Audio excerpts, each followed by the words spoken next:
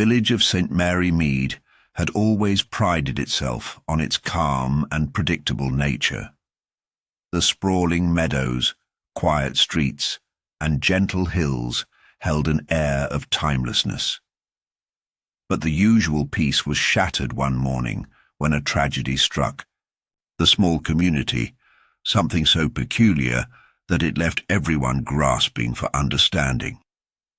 It happened at the home of the well-regarded vicar, Reverend Samuel Tregeron, a man of impeccable character and a steady presence in the village.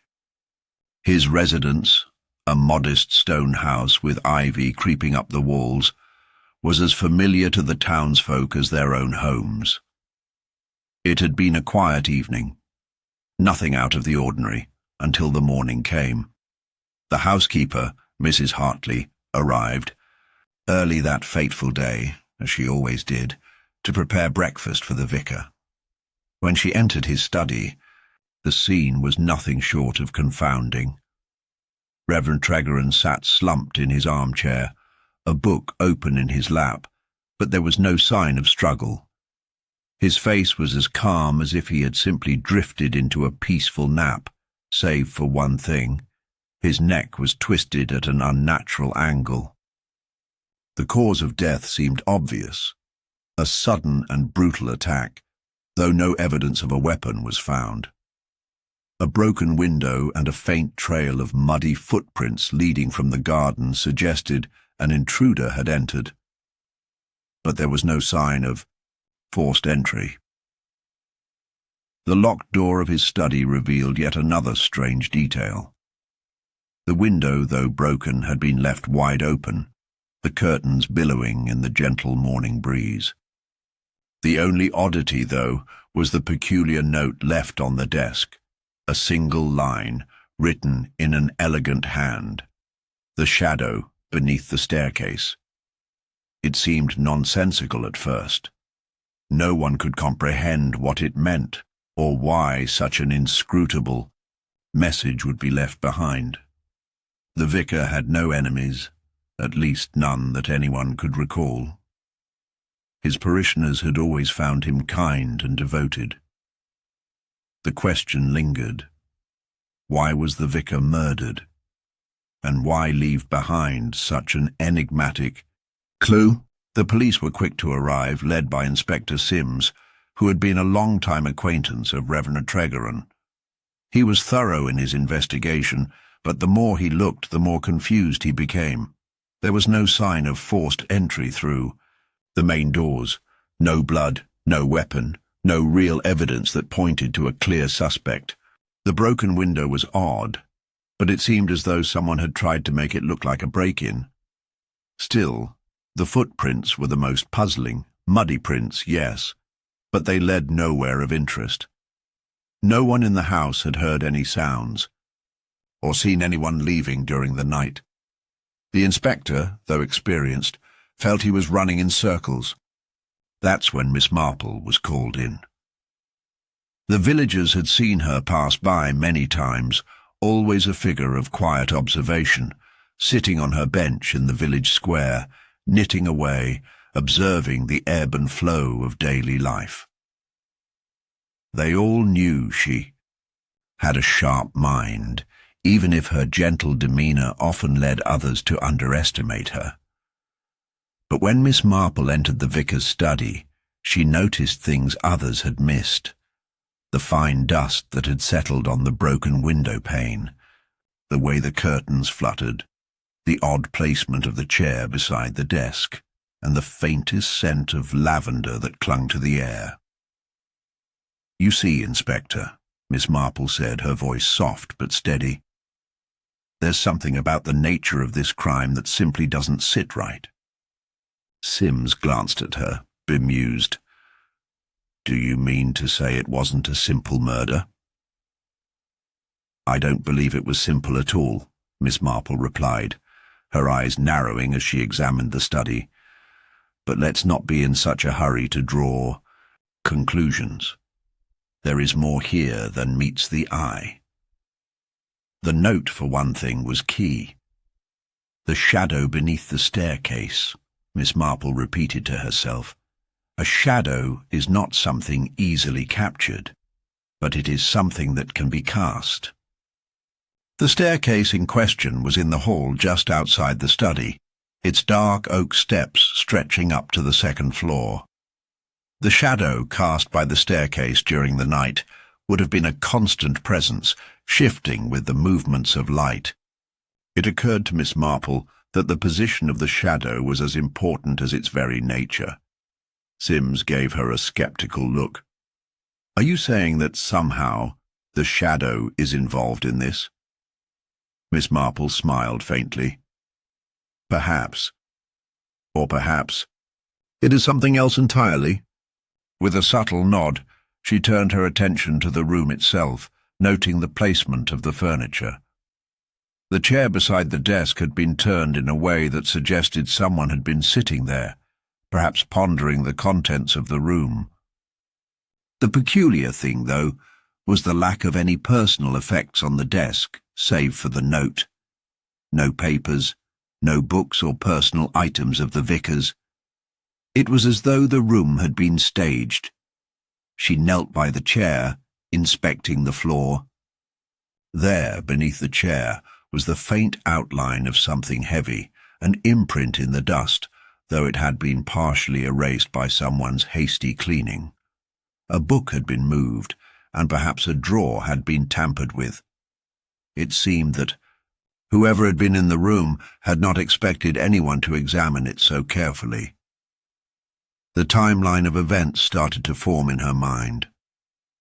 The vicar had been killed during the night, but the time of death was unclear. It was likely he had been asleep when the attack occurred, as his posture in the chair suggested a sudden and violent death. His death had been quick, but there had been enough time for someone to leave the cryptic note behind, seemingly with care. Miss Marple's thoughts turned back to the shadow. If someone had been watching the vicar, they would have seen the way the shadows moved throughout the house, during the night, shifting as the light changed direction. Perhaps it wasn't a shadow beneath the staircase that mattered, but the shadow of something else, something hidden in plain sight. She looked back at Sims, who was still examining the room with furrowed brows. "You see, Inspector, I think the key to this mystery is the very thing that has been overlooked, the house itself. There's something in the shadows, something that is there but unseen, waiting to be uncovered." As she walked toward the staircase, she paused for a moment. The shadow beneath the staircase. It had been so obvious, so simple, but it wasn't about the shadow at all. It was about what the shadow concealed. Miss Marple's sharp eyes followed the contours of the staircase as she ascended to the landing. The staircase itself seemed simple enough, aged wood polished by years of use, the railings smooth and worn. But it was what lay just beyond the banister that captured her attention. At the top of the stairs was a narrow hallway, and just at its end, a door leading to the vicar's study. The placement of the door was not unusual, nor was the design of the hall, but there was something in the air, an odd tension that she could not quite place. The inspector, who had been following her lead, cleared his throat, obviously growing impatient. "You're suggesting that the shadow is somehow tied to the crime, Miss Marple? Because I'm not sure I understand." She didn't respond immediately. Instead, her gaze fell upon the small hallway table beside the stairs. A delicate porcelain vase stood on it, the kind of thing one might see in a home of this age, but something about it was out of place. It wasn't the vase itself, but the flowers inside it, lilies long and white, their petals still dewy as, though freshly cut. The trouble was, Miss Marple was certain that when she had passed through the house earlier, the vase had been empty. The puzzle pieces were coming together in her mind, but not yet in any clear picture. She turned to Sims. "I'm afraid the shadow is only the beginning, Inspector. The key to this case lies in the things that others have missed, the things that are out of place." Sims raised an eyebrow. "You mean to say that the flowers have something to do with the murder?" "Not the flowers themselves," she said softly, "but the fact that they are here at all. The timing of their presence is curious." She crouched by the table, inspecting the flowers further. The stems were cut at a sharp angle, not a common practice, and there was something faintly familiar about the shape of the petals. She had seen this particular arrangement before. It was something the vicar had ordered last spring for his annual garden party, a rare gift from a nearby florist. There was a connection, but she could not yet determine what it was. As she stood up, Sims grew more anxious. "Do you think the killer left the flowers here as a message?" "I'm not sure," Miss Marple replied. "But there is something about them that doesn't belong. They're too fresh, too deliberate." The door to the study was ajar, and as Miss Marple approached it, she could hear muffled voices.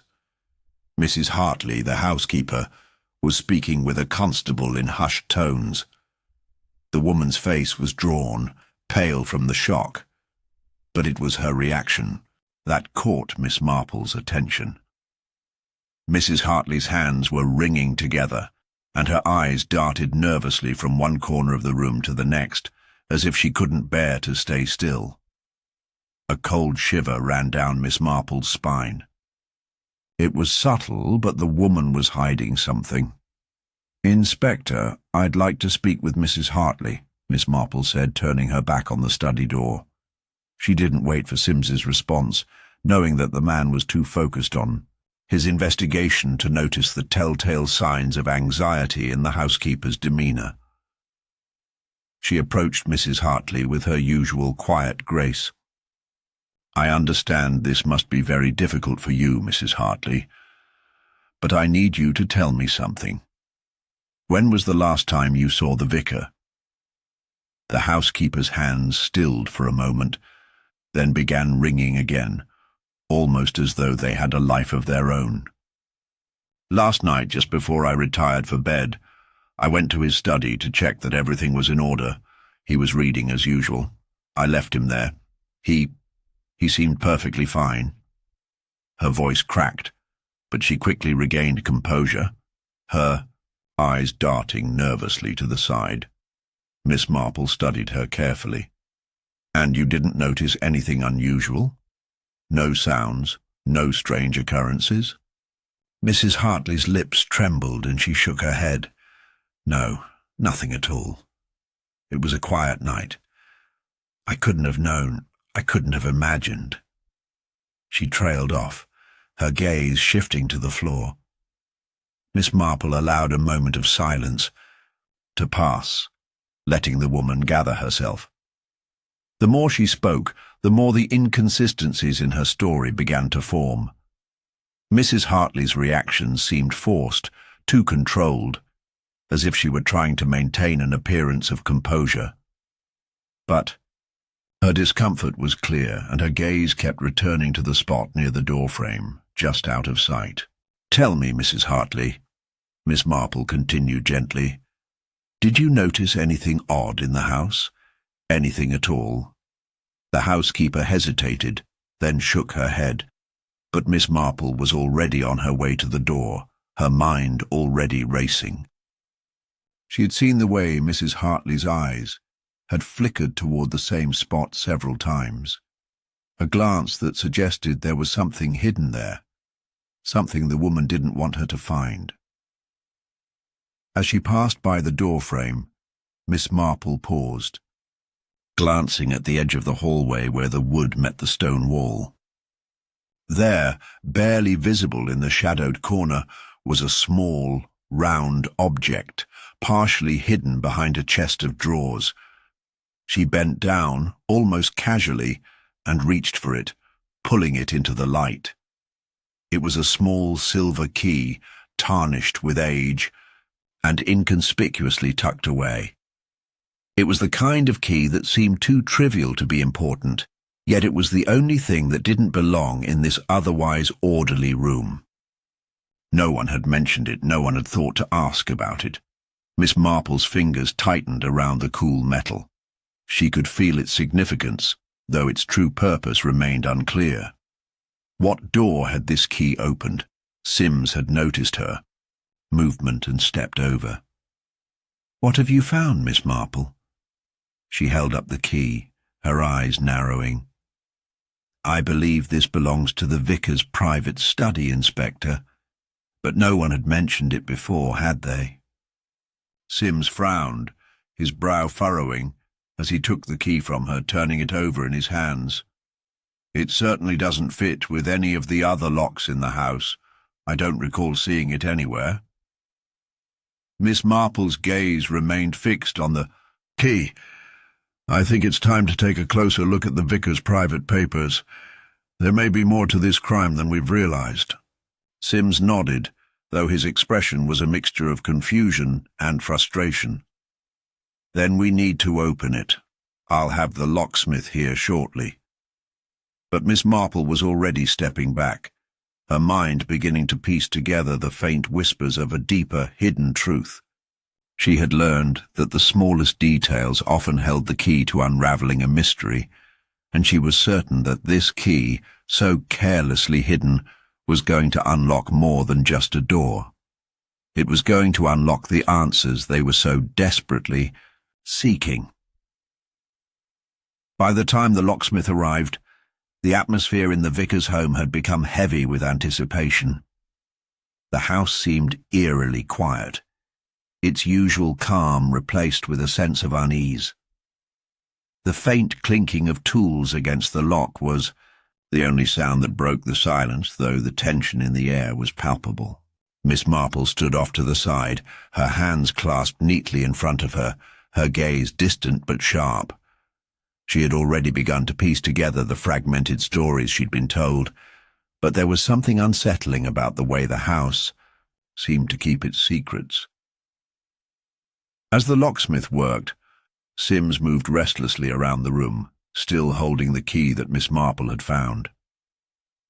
"It's strange," he muttered to himself, almost as if trying to convince himself.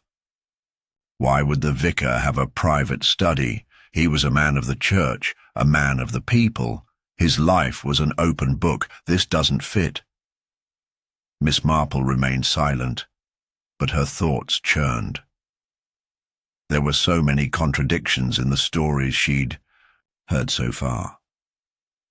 Everyone had their own version of events, and yet none of them seemed to line up completely. Each person she'd questioned had been careful, choosing their words carefully, as if afraid of revealing too much. But Miss Marple could tell that there were things they weren't saying, small details they had chosen to leave out. Mrs. Hartley had been the most obvious. Her nervousness was palpable when she spoke, and the way she had avoided answering questions directly had raised more than a few red flags. It was clear that the housekeeper was hiding something. But what? Why had she been so insistent that nothing unusual had occurred?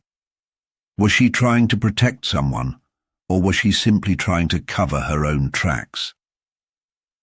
The door to the private study clicked open, and the locksmith stepped back, his face inscrutable. "It's done, ma'am," he said, glancing at Miss Marple. She gave him a nod of thanks before stepping forward. The room beyond was dimly lit, the curtains drawn tightly shut, as though the vicar had preferred to keep the world at bay in this little sanctuary. The air was thick with the scent of old books and dust, and the shelves that lined the walls were filled with volumes of theology, history, and philosophy.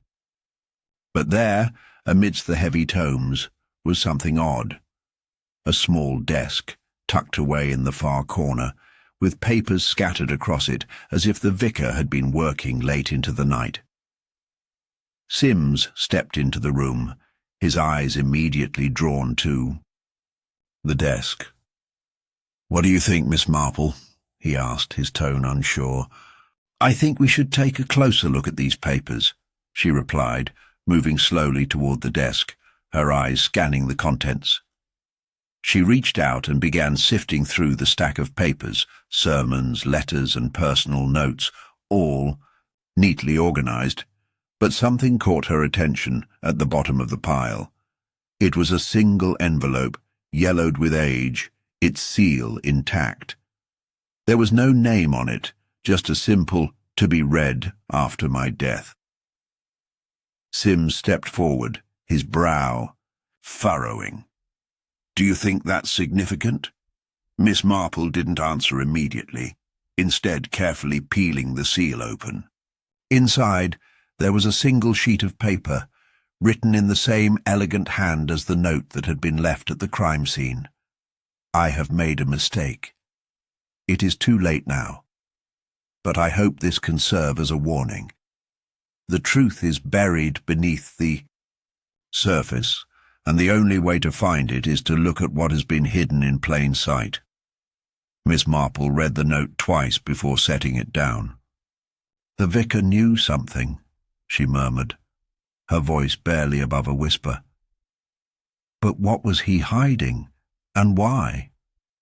Before Sims could respond, there was a knock at the door, and Mrs. Hartley appeared in the doorway, her face pale. "Is it true?" she asked, her voice shaking. "Is he really gone?" Sims looked up sharply. "What do you mean, Mrs. Hartley?" I heard a voice, just a moment ago," she stammered, her eyes darting nervously. "A man's voice. I thought—" It was the vicar, but it couldn't have been. He was dead. But I heard it. I swear I did. Miss Marple's attention snapped back to the housekeeper. "Where did you hear this voice, Mrs. Hartley?" she asked, her tone calm but insistent. "In the hall," Mrs. Hartley replied, wringing her hands together. "It was faint, like a whisper, but I thought I heard it clear as day. I'm sorry. I shouldn't have said anything. I'm just so confused." Miss Marple studied her carefully, noting the tremor in her voice, the wild look in her eyes. The woman was clearly distressed, but her story didn't add up. If she had truly heard a voice, why hadn't she mentioned it earlier? Why was she only bringing it up now? "I see," Miss Marple said slowly. "Thank you, Mrs. Hartley. You may go now." The housekeeper nodded quickly, retreating back into the hallway, but Miss Marple's mind was already racing. A voice, faint and distant, from the hall. It was an odd thing to say, especially after everything that had happened. Was it a cry for help from the vicar? Or had someone else been here? Someone who had been watching, waiting?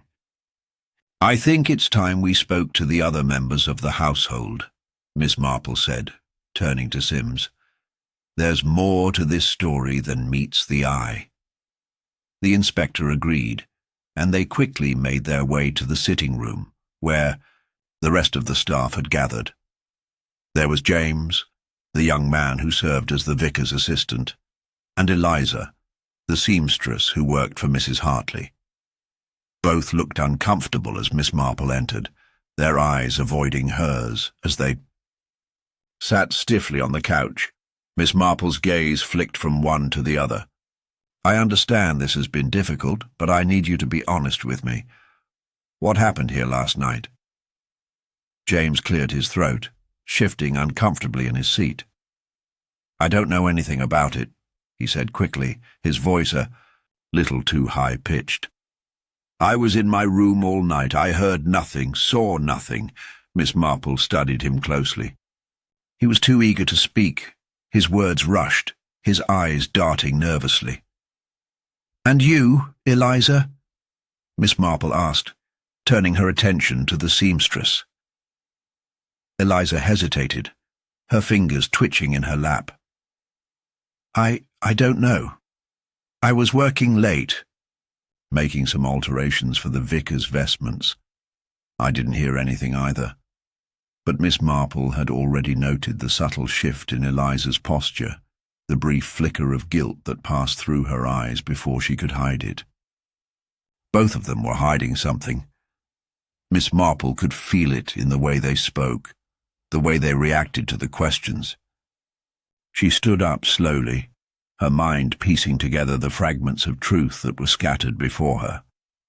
There were too many inconsistencies, too many little contradictions. Someone was lying. But the question remained. Why? As the investigation pressed on, Miss Marple knew she was getting closer to the heart of the mystery. The voices, the lies, and the hidden messages were all part of a larger puzzle. And if she was right, the answer was staring them in the face, buried in the depths of the vicar's past, waiting to be unearthed. Miss Marple sat at the small writing desk in the study, her fingers drumming lightly against the edge of the paper. The room had grown even quieter since their last conversation with the staff. She had learned a great deal, but nothing seemed to fit into a coherent picture. Every person involved had some reason to be implicated, but none of their motives stood out starkly enough to make any one of them the obvious culprit. Sims stood by the window, his face darkening as he stared out at the quiet garden.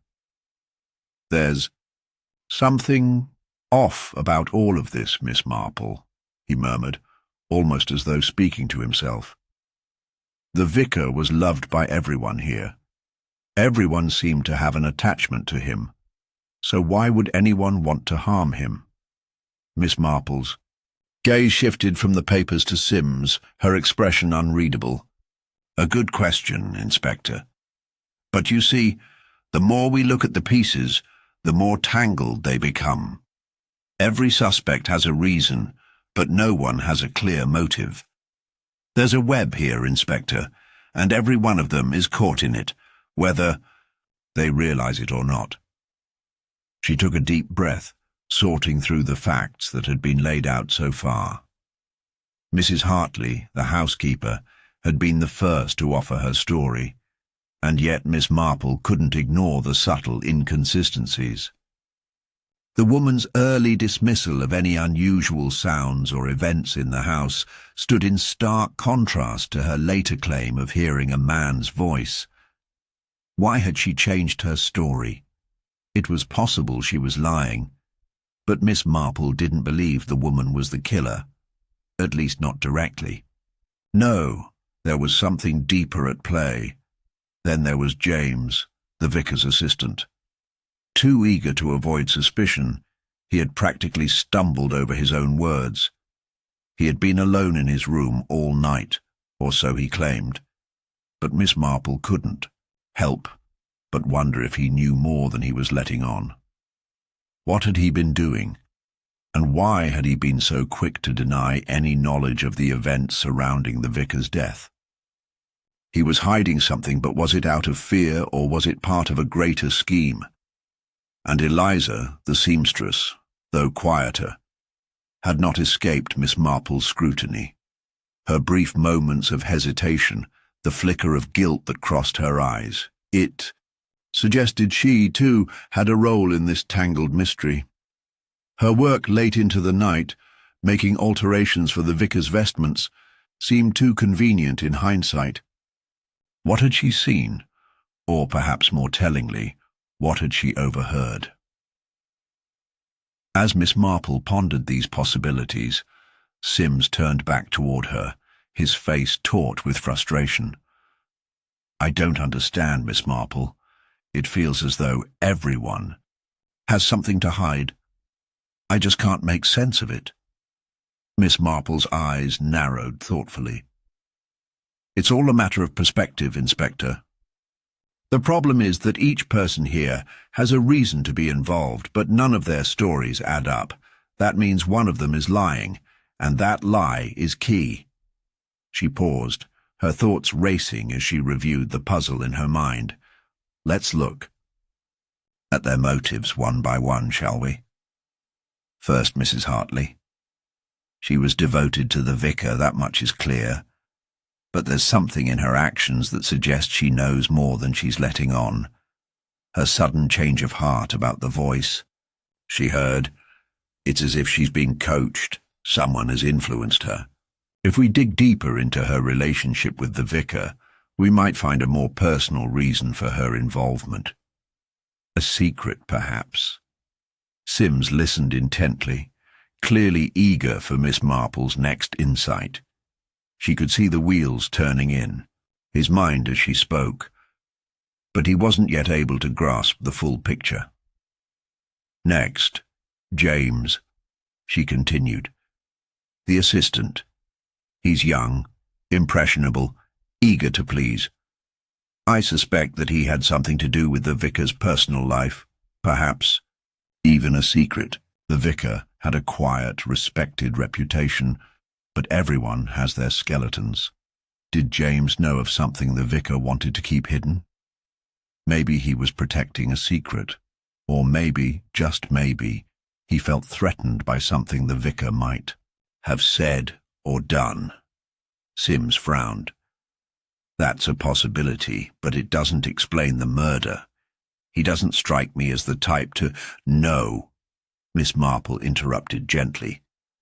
But people do things they wouldn't normally do when they are desperate or frightened.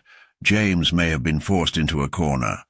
Perhaps someone gave him a reason to act against the vicar.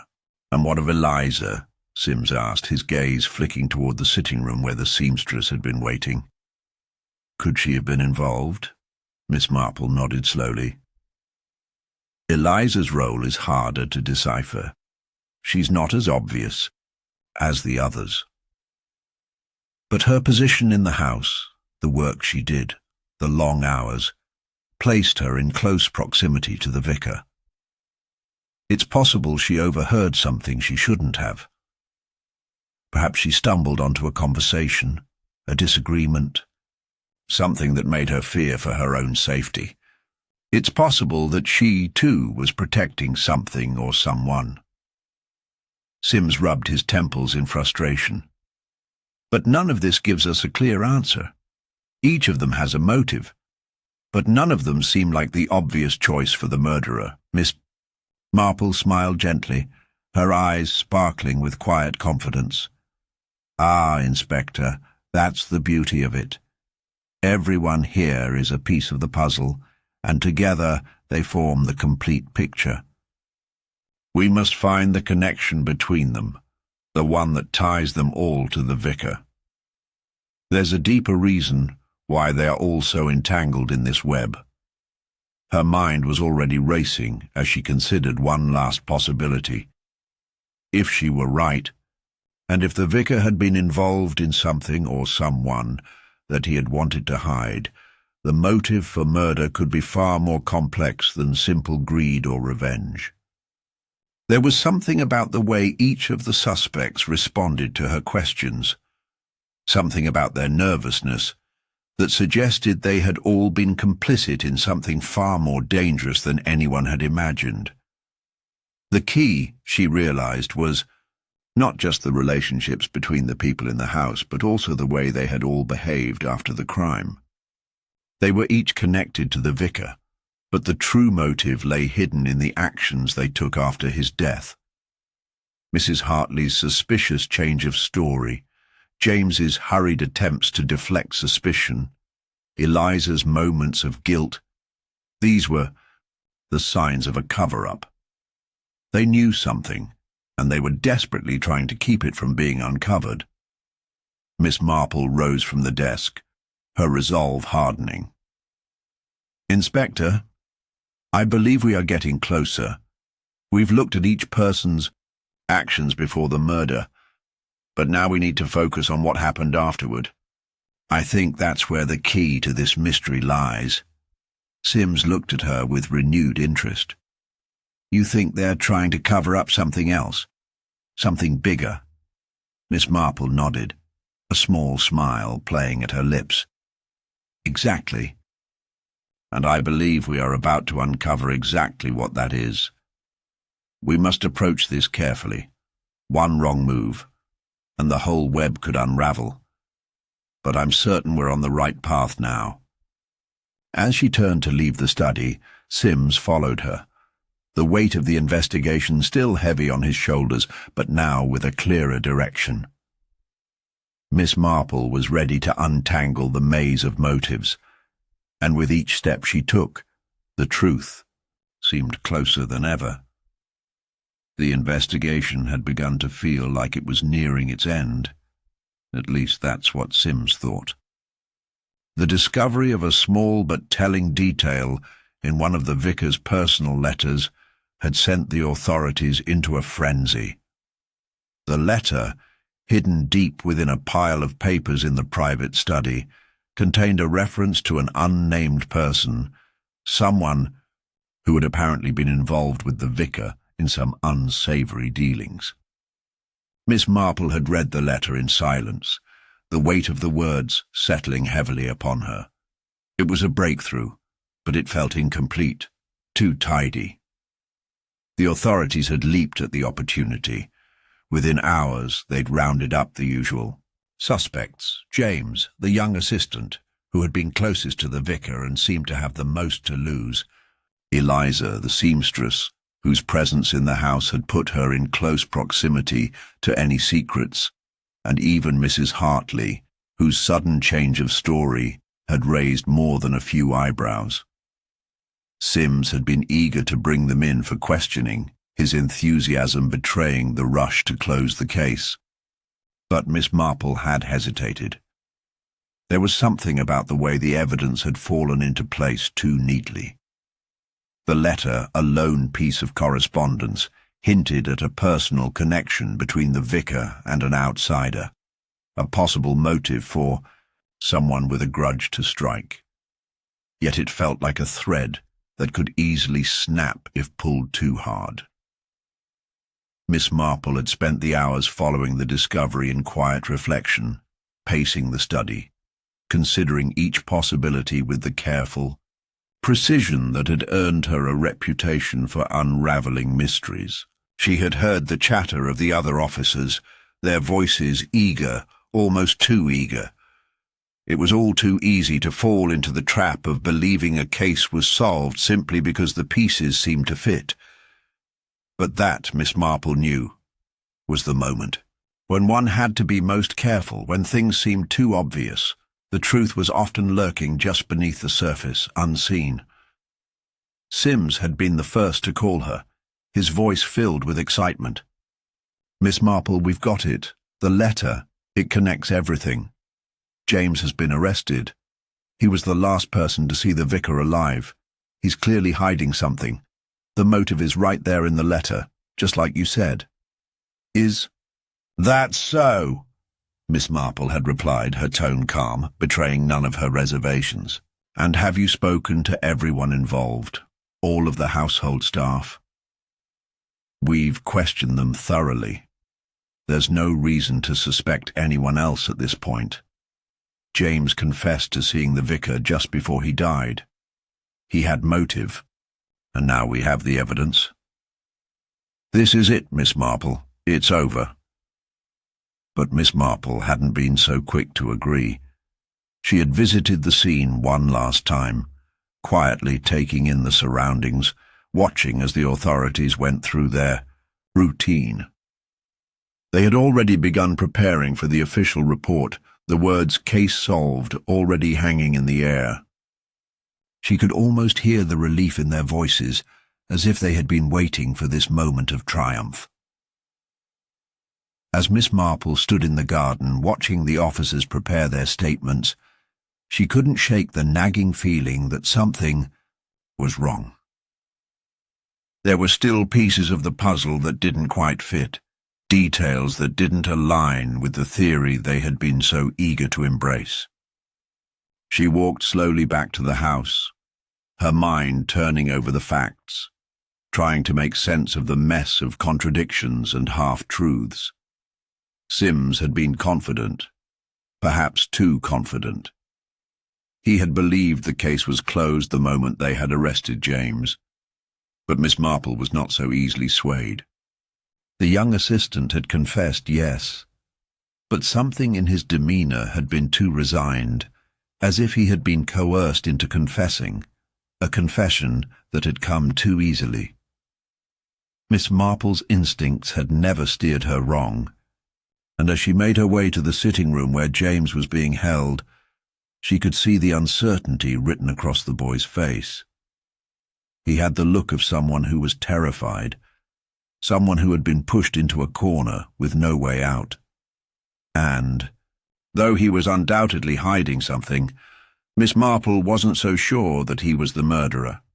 She motioned for Sims to step aside as she approached James.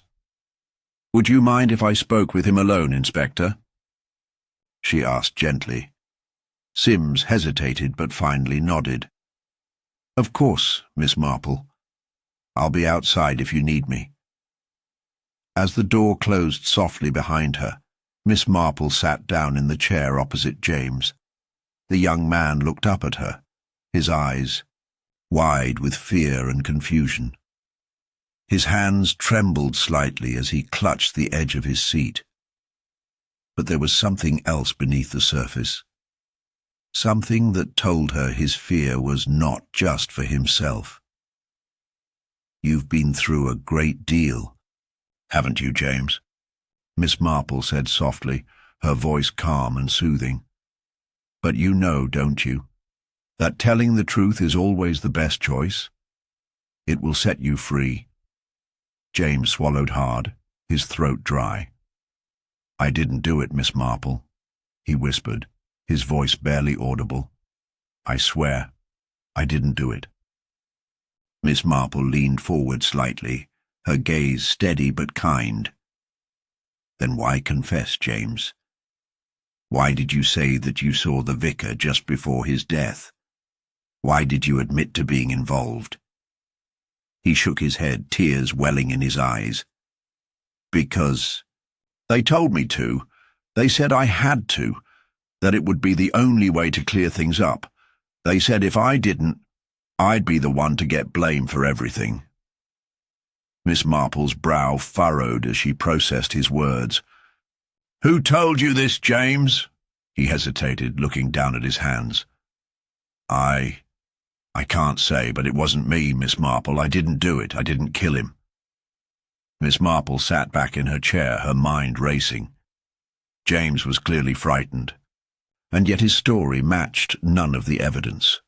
The confession felt wrong, forced in a way. It was a false victory, a convenient story that wrapped everything up in a nice, neat package. But the truth, Miss Marple knew, had a way of slipping through the cracks of falsehoods. She stood up slowly, her expression hardening. "Thank you, James. You've been more helpful than you know." The boy looked at her, his eyes pleading for some kind of reassurance. "Do you believe me, Miss Marple?" "I believe you, James," she said, her voice firm. "But now it's time for us to find the real killer." As she left the room, her steps quickened. The case was far from over. What had seemed like a triumph for the authorities was, in fact, a carefully crafted deception. The true criminal had remained in the shadows, waiting for the moment to strike. And Miss Marple would not rest until the final piece of the puzzle was uncovered. It was time to unravel the last threads of this tangled web. The investigation seemed to have reached a standstill. Miss Marple had a deep sense of unease as she sat in her small room at the inn, the steady ticking of the clock punctuating the silence. The authorities had convinced themselves that they were close to the truth, but Miss Marple wasn't so sure. She had been walking a fine line, patiently waiting for the moment when a forgotten detail, something buried in the shadows, would come to light.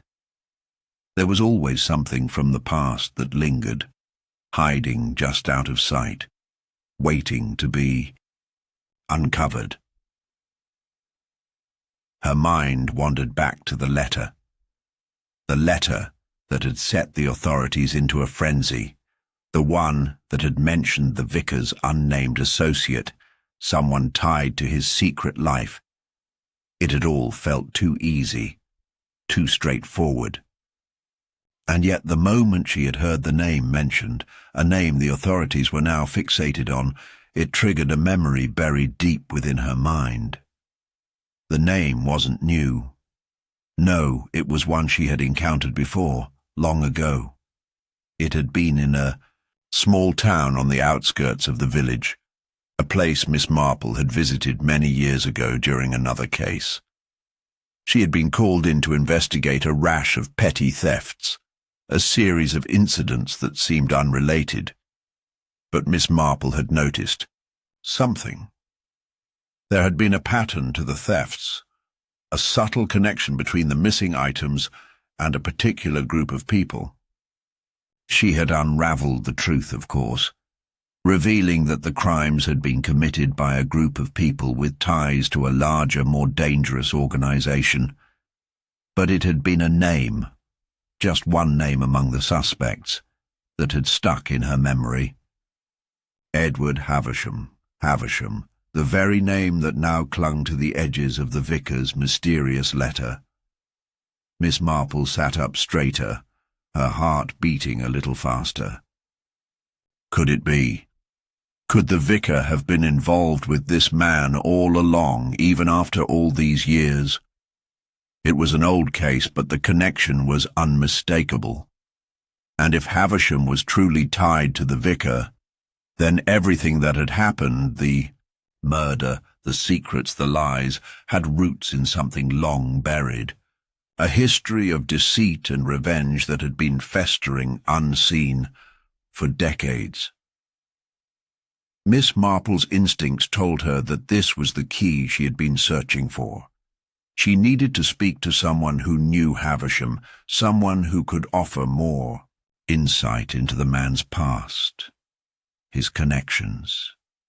She needed to dig deeper into the vicar's past, too.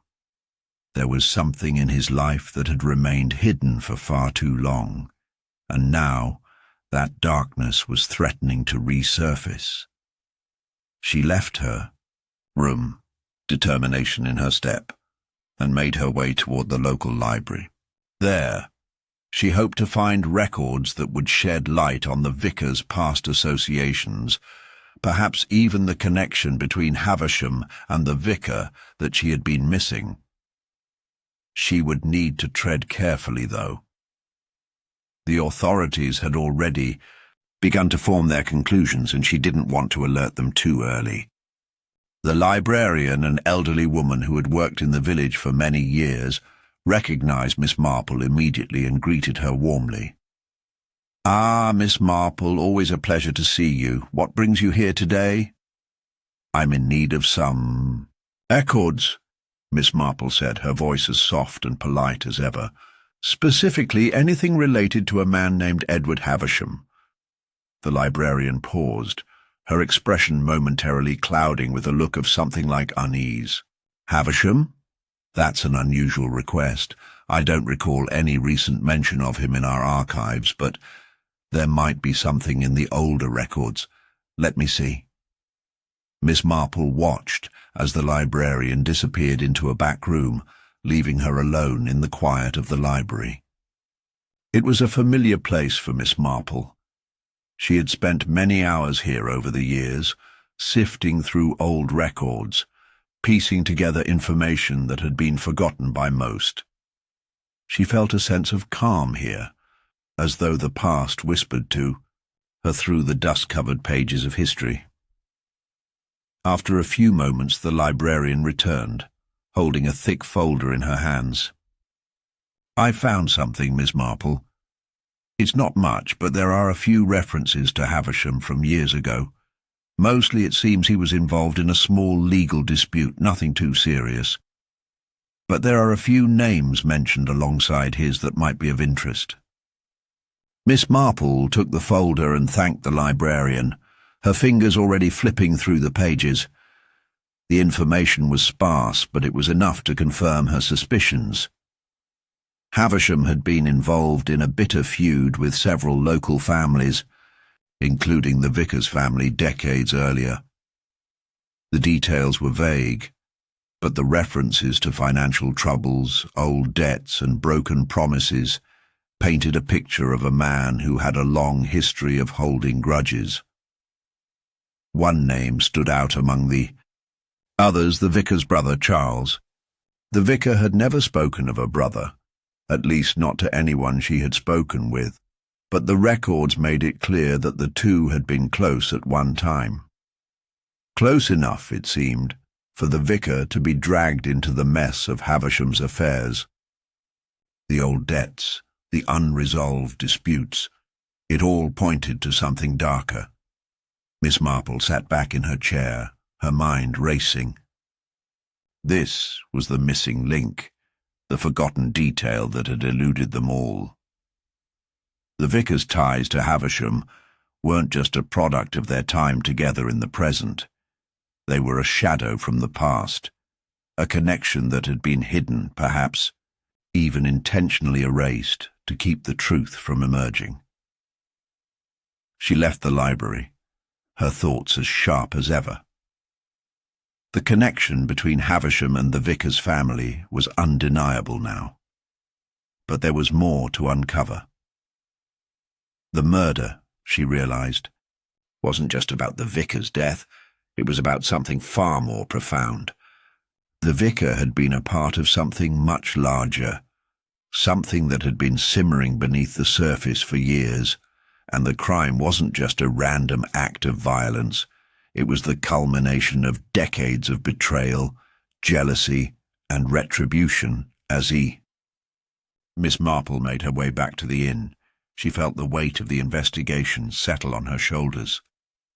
The pieces were starting to fall into place, but they were still scattered, still incomplete.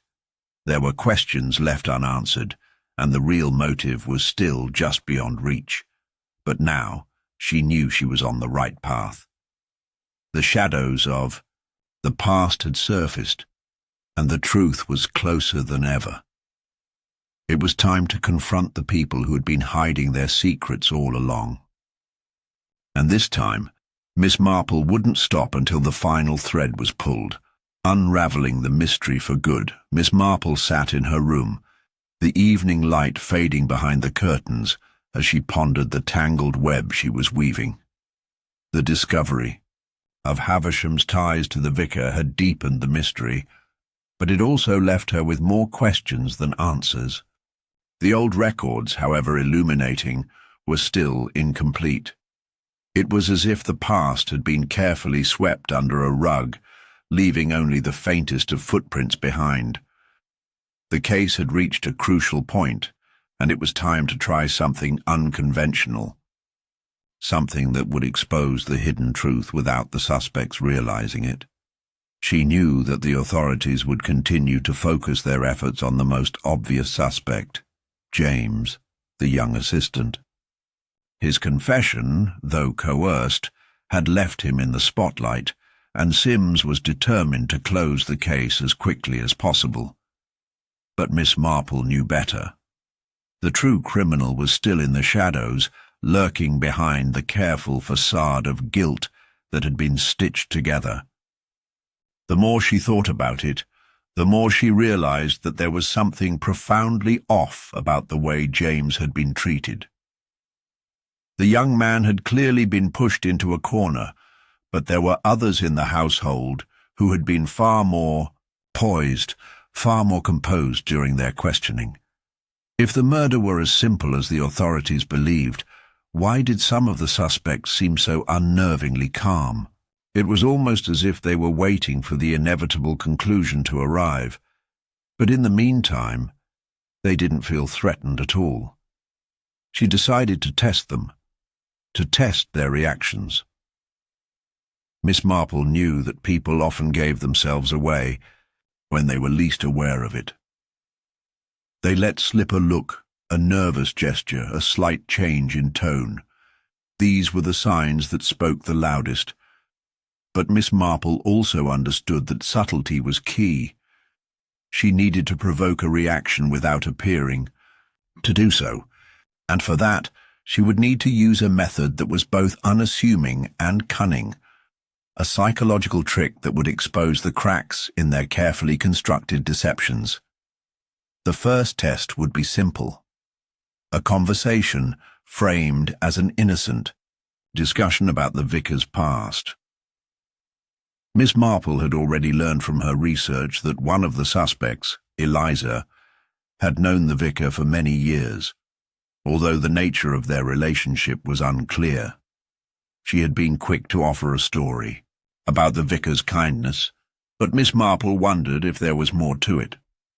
She would bait her with a memory, a fragment of the past that could trigger an unexpected emotional response. It was late in the evening when Miss Marple found Eliza in the sitting room, seated by the fire.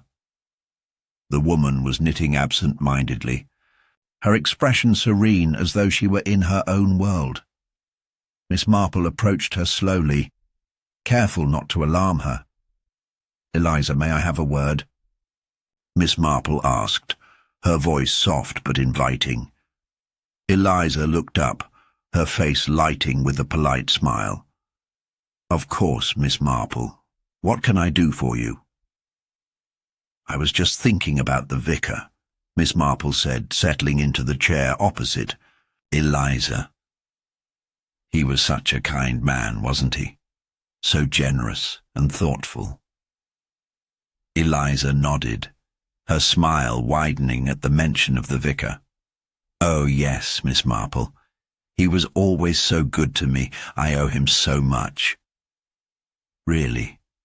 Miss Marple leaned forward slightly, her tone casual. "I heard you were very close, especially in the last few months. You were at the house quite often, weren't you?" Eliza's hands faltered for a brief moment as her needles paused in their rhythm. She cleared her throat and quickly continued, "Knitting." But Miss Marple saw the briefest flicker of hesitation in her eyes. "Yes, I suppose I was. He had many visitors. People who needed help." Miss Marple observed her carefully, noting the subtle shift in Eliza's demeanour. The calm she had maintained seemed to fracture just a little, and the smile that had once been so warm now seemed distant. Miss Marple pressed on, pushing the conversation into a different direction. "I wonder," Miss Marple said, her voice taking on a more contemplative tone. "Was there ever a time when the vicar's past came up? Anything from before he came here? Anything that might explain why he was so concerned about certain matters?" Eliza's hand stilled once again. This time her expression darkened, and she set the knitting down on her lap. For a moment she seemed to search for the right words, but when she spoke, her voice was different, hesitant, even guarded. "Why do you ask, Miss Marple?" she said, her eyes narrowing just slightly. "The vicar's past. Well, I don't know what you're getting at. He wasn't perfect, if that's what you mean, but he was always kind to me." Miss Marple smiled, her gaze unwavering. "Of course. But sometimes people's kindness can be a shield, can't it? A way to hide something from others." Eliza's breath caught, just for a moment before she quickly stood up, her movements abrupt. I don't know what you mean, Miss Marple," she said, her voice slightly higher now, edged with a nervousness that hadn't been there before. "I don't think I can be of any help to you." Miss Marple studied her carefully as Eliza quickly retreated to the far corner of the room, gathering her things as if to make her exit. The shift in Eliza's behaviour was subtle but unmistakable. It was a crack in her composure, a hint that something was amiss. A piece of the puzzle, perhaps, but it was not enough to draw any firm conclusions. Miss Marple would need to push further, just a little more. She allowed Eliza to leave, watching as the woman hurriedly exited the room, her steps quick and uneven. Miss Marple didn't follow. Instead, she turned her attention to the next suspect, to someone else whose calmness had intrigued her, the housekeeper, Mrs. Hartley. Unlike the others, Mrs. Hartley had remained eerily unfazed, never showing any sign of stress during the investigation. It was as if she were untouched by the gravity of the crime. Miss Marple had one more trick up her sleeve, one that involved a test of character. She had learned that Mrs. Hartley's long career in the household had given her a great deal of influence over the staff, and Miss Marple suspected that the housekeeper was more involved in the web of lies than anyone had realized. To expose her true nature, Miss Marple would have to confront her directly, but not with force. No, she would use a softer approach, one that would create just enough tension to provoke the truth. She waited until the evening drew to a close, when the house was quiet and the staff had begun to retire to their rooms. Mrs. Hartley was in the kitchen, as usual, preparing the final chores of the day. Miss Marple made her way to the room, entering without hesitation. "Mrs. Hartley," she began, her voice warm and casual. "I've been thinking about the vicar's last days. I wonder, did he ever mention anything strange before? What happened? Any concerns? Any strange behavior?" Mrs. Hartley stiffened at the question, her hands freezing in mid-motion as she turned toward Miss Marple. For a brief second, her eyes narrowed, and Miss Marple could see the faintest trace of fear in them. "Miss Marple," she said, her voice low and controlled, "I don't think you should go poking into things that don't concern you. Some matters are better left untouched."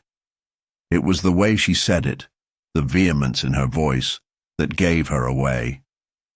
The housekeeper's composed exterior had cracked, and Miss Marple now had the confirmation she needed. Mrs. Hartley was hiding something, there was no doubt about it. The detective's heart quickened. She had found the crack in the wall. It was only a matter of time before the entire structure would come tumbling down. Miss Marple couldn't shake the unease that had settled in her chest after her conversation with Mrs. Hartley. There was something in the woman's eyes, something that spoke of desperation, of a truth too dangerous to be spoken.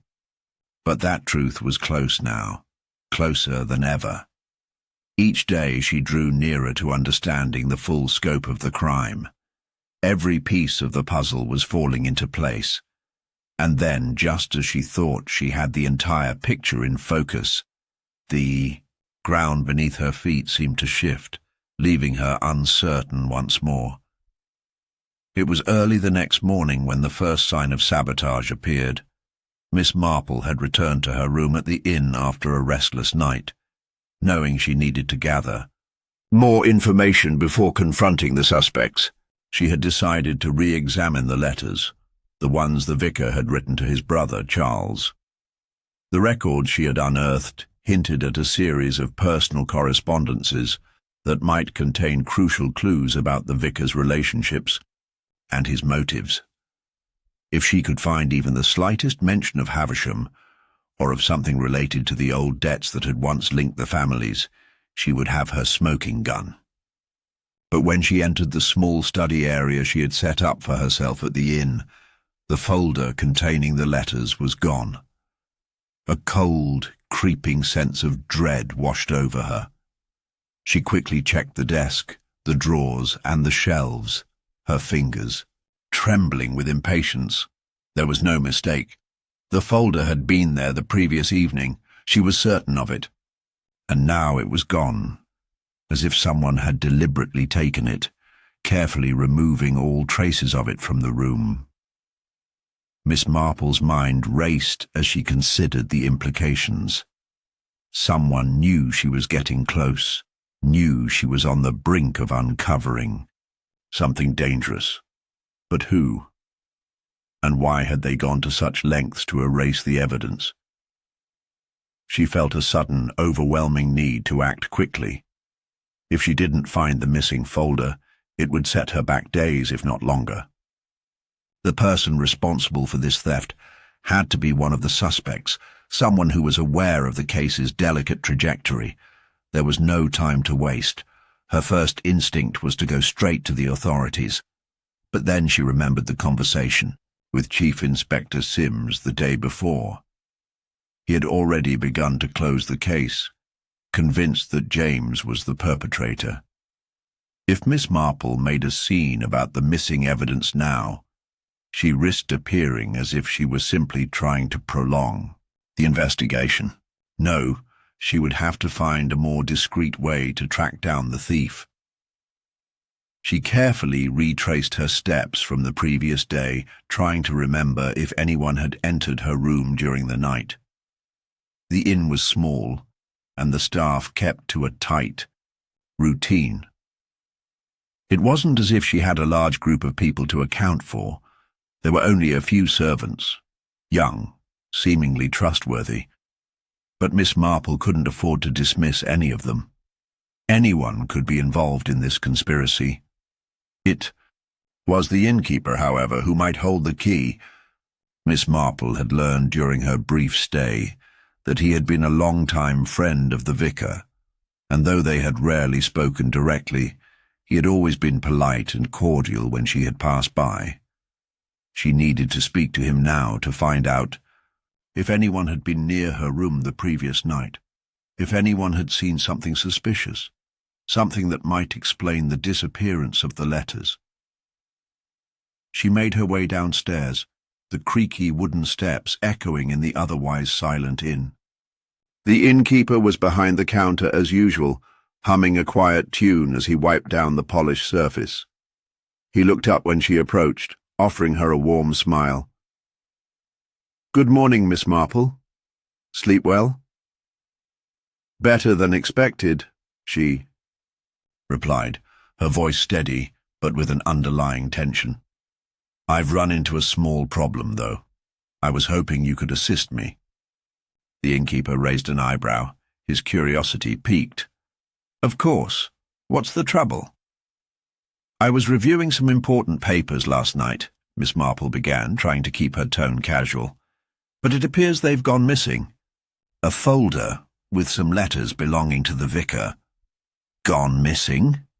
the innkeeper interrupted, his face instantly becoming more guarded. "That's odd. I'm sure I haven't seen anything like that. Perhaps you misplaced it. I don't believe so," Miss Marple said, her eyes narrowing slightly. "I'm quite certain I left it on the desk. And of course I would never have allowed it to wander off. It's vital to my investigation." The innkeeper gave a small, uncomfortable laugh. "Well, that's a shame. I can't say I've noticed anything unusual, though. There hasn't been anyone in and out of this place at night." Miss Marple's gaze flickered toward the back hallway, where she had seen the innkeeper's young servant a few times. The girl, Olivia, had seemed polite enough, but Miss Marple had noted a certain nervousness about her. Olivia had always avoided eye contact, and there had been an odd hesitation in her voice whenever the subject of the vicar came up. Miss Marple hadn't thought much of it at the time, but now, with the evidence missing, she wondered if there was more to the girl than she had first assumed. "I see," Miss Marple said, her voice slow and thoughtful. "Thank you for your assistance, though. I may take a look around once more, just to be sure." The innkeeper nodded, but there was something in his eyes that told Miss Marple he wasn't as innocent as he appeared. She felt the tightening of suspicion in her gut. She couldn't help but wonder if he knew more than he was letting on. As she turned to leave the counter, she caught a glimpse of Olivia standing near the doorway, her posture stiff, eyes quickly darting away when she saw Miss Marple notice her. That slight shift, that tiny change in body language, was enough to send a ripple of certainty through Miss Marple. Olivia knew something. She had to. The detective didn't confront the girl immediately, though. She had learned over the years that some things required a subtler touch. Instead, she returned to her room and began to methodically search once more. It was there, beneath the rug, where she found it. A single crumpled piece of paper, half hidden beneath the floorboard. The note was brief, scrawled hastily in ink that seemed to smear under pressure. It read simply, "If you continue this, we will make sure you never find it." Her heart skipped a beat. It wasn't just the note itself, it was the implication.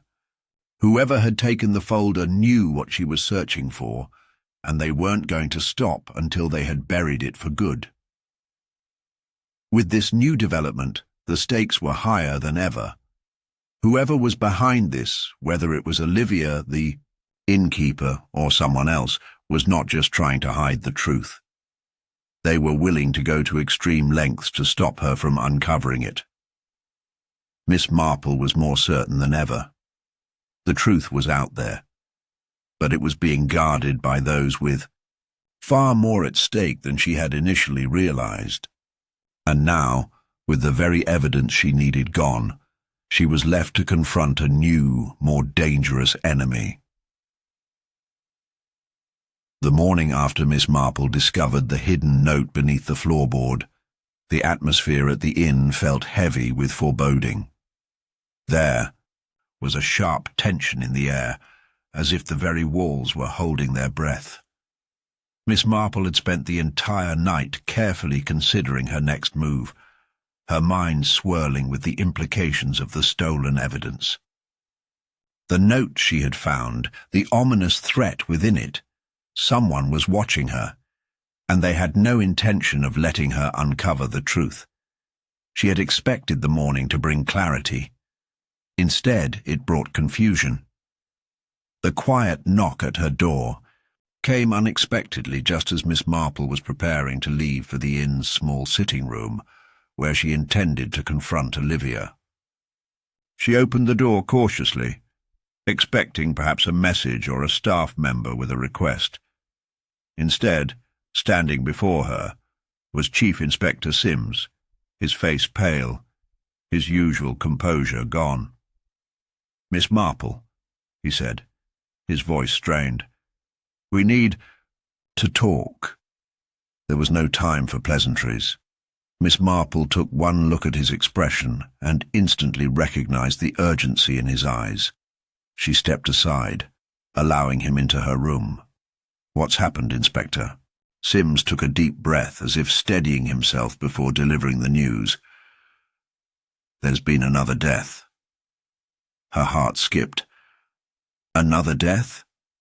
Who?" "It's the innkeeper, Richard Moore. We found him in the garden, strangled, not far from where the vicar's body was discovered." Miss Marple's pulse quickened, the pieces of the puzzle rearranging in her mind. The innkeeper, the one who had been so calm, so seemingly harmless just the day before. And now he was dead too, murdered in the same cruel manner as the vicar. But there was something about the scene that didn't sit right with her. She had already begun to form a theory, piecing together the tangled web of relationships and motives. The vicar's death had been a calculated move, but Moore's, it seemed too hasty, too messy. Sims continued, his voice tight with emotion. "The room was locked from the inside, the same way the vicar's was, but there's more. Moore's wife Jane is gone, disappeared. No one's seen her since last night." Miss Marple's mind was racing. "Gone?" she repeated, her voice a whisper. "The wife?" Sims nodded grimly. "Yes, we've searched the entire property. She's vanished." And so has all the evidence of the case. All of it. Every piece. Miss Marple felt a chill run down her spine. The pieces of the investigation were scattering before her eyes, just when she thought she had them all neatly aligned. Someone was playing with her, pulling the strings from the shadows. The detective remained quiet for a long moment, considering the implications. The disappearance of Jane Moore was far from coincidental. Her absence had to be tied to something deeper, something Miss Marple hadn't yet understood. And the fact that all evidence had gone missing, again, was no accident. Someone wanted to keep her from the truth. But why? There's something else, Miss Marple, Sims continued, his voice filled with uncertainty. We found a note at the scene, written in the same hand as the one you found, a warning. But this time, it's different. It says, "Stop looking. Or next time it'll be you." Miss Marple's breath caught in her throat. The threat was personal now. It wasn't just the case that was at risk. It was her own life. The stakes had escalated, and she was no longer just a detective trying to solve a murder. She was in the crosshairs of a killer, and that killer wasn't going to stop until she was silenced, but she couldn't back down. Not now. She had come too far, and the answers she sought were still out there, just beyond her reach. "Inspector," Miss Marple said calmly, though her mind was working furiously, "you must allow me to assist you. This isn't a simple case of a second murder. I believe we're dealing with a much more intricate web of deception." Sims stared at her, disbelief written on his face. "You've been investigating this, Miss Marple. I don't want to put you in any more danger. We have it under control." She shook her head. "No, you don't. You're being played, Inspector. The killer is steps ahead of you, and I can't afford to wait any longer. I need to speak to Jane Moore." The inspector hesitated. "But she's disappeared. She could be anywhere." "That's true," Miss Marple agreed. "But I have a feeling she's not as far as you think. I also think she holds the key to this entire mystery." Sims frowned, clearly torn. "You're certain?" "I'm certain." After a brief pause, Sims reluctantly agreed. "Fine, but we do this together. We'll search for her. But Miss Marple, if you're right, and she's involved, we need to be careful. We don't know who we're dealing with anymore." "I understand," Miss Marple replied, her voice steady, "but we cannot afford to waste time. The killer is still out there."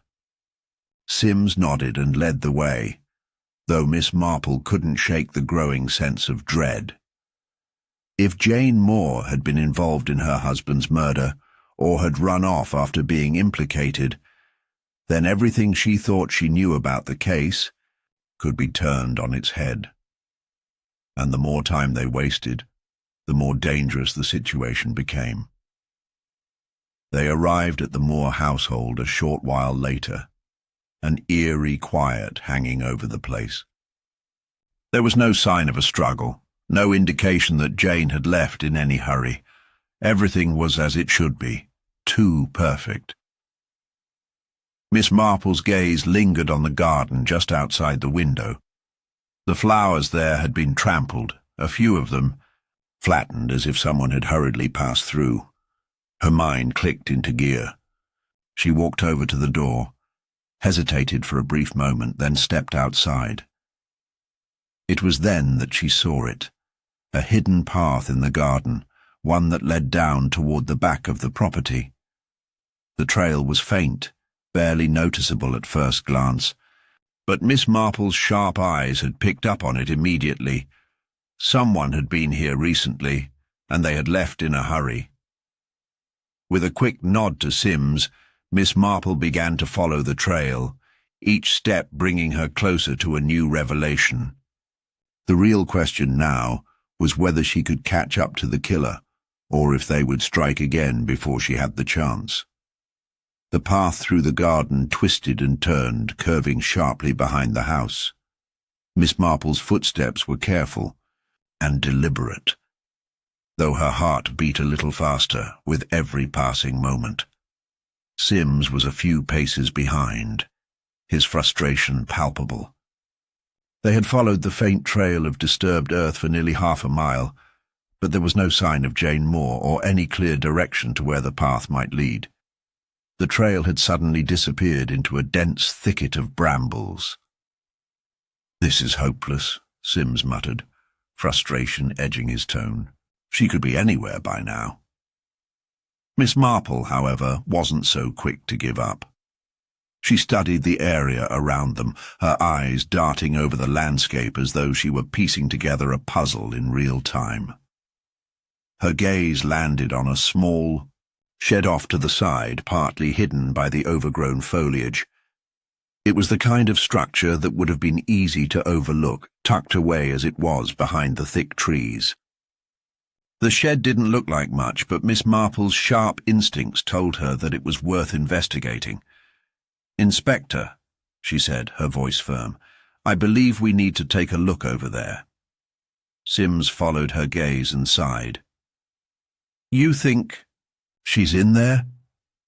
"I think it's a possibility," Miss Marple replied, her expression thoughtful. She approached the shed slowly, her hands tucked neatly into her coat pockets, while Sims hesitated a few steps behind her. The closer she got, the more she could sense that something had shifted in the air, something faint but unmistakable. The shed was too quiet, too still. Miss Marple reached the door and paused. There was no sign of forced entry, nothing to suggest that someone had been in a hurry to get inside. But there was a peculiar smell, a faint scent of something metallic, mixed with earth.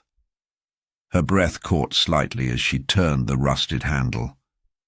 The door creaked open, revealing an interior that was dim and cluttered. The walls were lined with old tools, garden equipment and boxes, seemingly ordinary, yet to Miss Marple's practiced eye, there was something oddly arranged about the way the objects were placed. A small wooden table stood in the middle of the room, its surface cluttered with papers, some old, some newer. But it was one particular item that caught her attention. A silver ring, small and delicate, lay on the table. Miss Marple moved toward it, her fingers lightly tracing the surface. The ring had an intricate design, far too intricate to be a simple trinket. She recognized it immediately. It was the same ring she had seen Jane Moore wearing the day before. The realization hit her like a jolt of electricity. Jane had been here, but why? The quiet sound of Sim's footsteps approaching behind her pulled her from her thoughts. He peered over her shoulder, eyes widening in recognition of the ring. "That's Mrs. Moore's, isn't it?" Sims asked, his voice low. Miss Marple nodded. "Yes, it is, and I believe she's been here recently. Look at the way these items are arranged. Someone was in a hurry but careful not to leave a mess. This ring, though, is an odd thing to leave behind, especially if she's trying to cover her tracks." As they both studied the shed, Miss Marple's mind raced. She took a slow, steady breath, her thoughts clicking into place like gears turning in a well-oiled machine. It wasn't just about finding Jane Moore anymore. It was about something much larger, something that had been there all along, right under their noses. A pattern, the stolen evidence, the missing people, the sudden murders. It was all connected. But how? Her eyes fell to the floor, where a small object lay half-hidden beneath a stack of old newspapers. Miss Marple knelt down to retrieve it, a torn photograph, faded with age. It was a picture of 3 people, 2 women and a man, standing together, in front of a large house. The man was unmistakable. Richard Moore, the innkeeper. The two women, though, were unfamiliar. They were younger in the photo, their faces softer, unmarked by the years. Miss Marple turned the photograph over and read the handwritten inscription on the back, "A family forever, R, J and M." She stared at the photograph for a long moment, her mind processing the new information. The inscription was cryptic, but the initials were clear, R for Richard, J for Jane, and the third, the other woman. Who was she? Do you recognize these? Two? Miss Marple asked Sims, holding out the photograph. Sims glanced at it and shook his head. No, I don't think I've ever seen them before. Are they related to the Moores? I'm beginning to think so, Miss Marple said thoughtfully. But it's not the connection that concerns me. It's the fact that this photograph has been kept here, hidden, as if someone didn't want it to be found. A piece of the puzzle was starting to fit into place. Miss Marple straightened, her mind flicking back to the earlier conversation with Olivia and the odd comments she had made about the Moore family. The strange mix of loyalty and guilt in her tone had unsettled Miss Marple at the time, but now it seemed so much more significant. "Olivia," she murmured, almost to herself. She mentioned something about family secrets. This is more than just a simple murder. It's about something buried in the past, something that these people have been hiding for years. Sims was clearly becoming frustrated with the slow pace of the investigation. "Miss Marple, what are you getting at? What is all this pointing to?" She turned to him, her face grim yet resolute. "I believe that someone is using the past to manipulate the present. The Moores, Richard, Jane, and the woman in this photograph, they're all part of a story that no one's been telling. Someone in this family, or someone close to them, has been hiding something dark, and it's what's driving these killings." Sim's face darkened. But who? Who could be doing this? Who could want to kill their own? "That," Miss Marple said softly, "is what I intend to find out." She looked down once again at the photograph. Her instincts were sharpening now, leading her toward an undeniable conclusion. The killer had been here all along, hiding in plain sight, weaving a tapestry of lies and deceit. And now, finally, Miss Marple was on the edge of unraveling the entire truth. The pattern was emerging, a web of relationships, secrets, and motives that had been carefully concealed for years, and it was all about to come crashing down. Miss Marple stood in the shed, holding the photograph in her hand, the weight of her discoveries pressing down on her. Her mind whirled with the possible connections, trying to untangle the knot of motives that had been hiding beneath the surface of the case. But the more she thought about it, the clearer the picture became. This wasn't just about money or revenge or a simple act of passion. No, the truth was much more intricate, far more disturbing. As she turned to leave, Sims lingered behind, still examining the shed with a puzzled frown. The growing sense of urgency in his voice snapped Miss Marple back to the present. "Miss Marple," he called, stepping toward her, "are we any closer to understanding what's going on here?" The old woman glanced at him, her expression unreadable. "I believe we are, Inspector. But we need to get back to the inn. There's something we must confront before it's too late." Sims followed her without a word, his brow furrowed, the mystery still clouding his mind. It wasn't long before they were back at the inn, the quiet of the surrounding woods now feeling like an ominous backdrop to the intensity of the investigation. Inside, the atmosphere was tense, with Olivia and Richard Moore standing together in the front room, their faces lined with the strain of the past few days. It was Olivia's stiff posture and Richard's distracted, almost nervous demeanour that caught Miss Marple's attention as she entered. "You're back then," Richard said, his voice tight. "Have you found her?" His eyes searched their faces, but the hope was dimming quickly. Miss Marple didn't immediately answer, her gaze flickering over the two of them. Olivia's eyes darted nervously to the floor, and Richard was clenching his jaw, as though trying to hold something back. The air between them felt heavy, thick with unsaid words. "We believe we have found some new evidence," Miss Marple finally said, her tone even but firm. "But it's not just Jane Moore we need to be concerned about now." Richard looked up at her, confusion creasing his brow.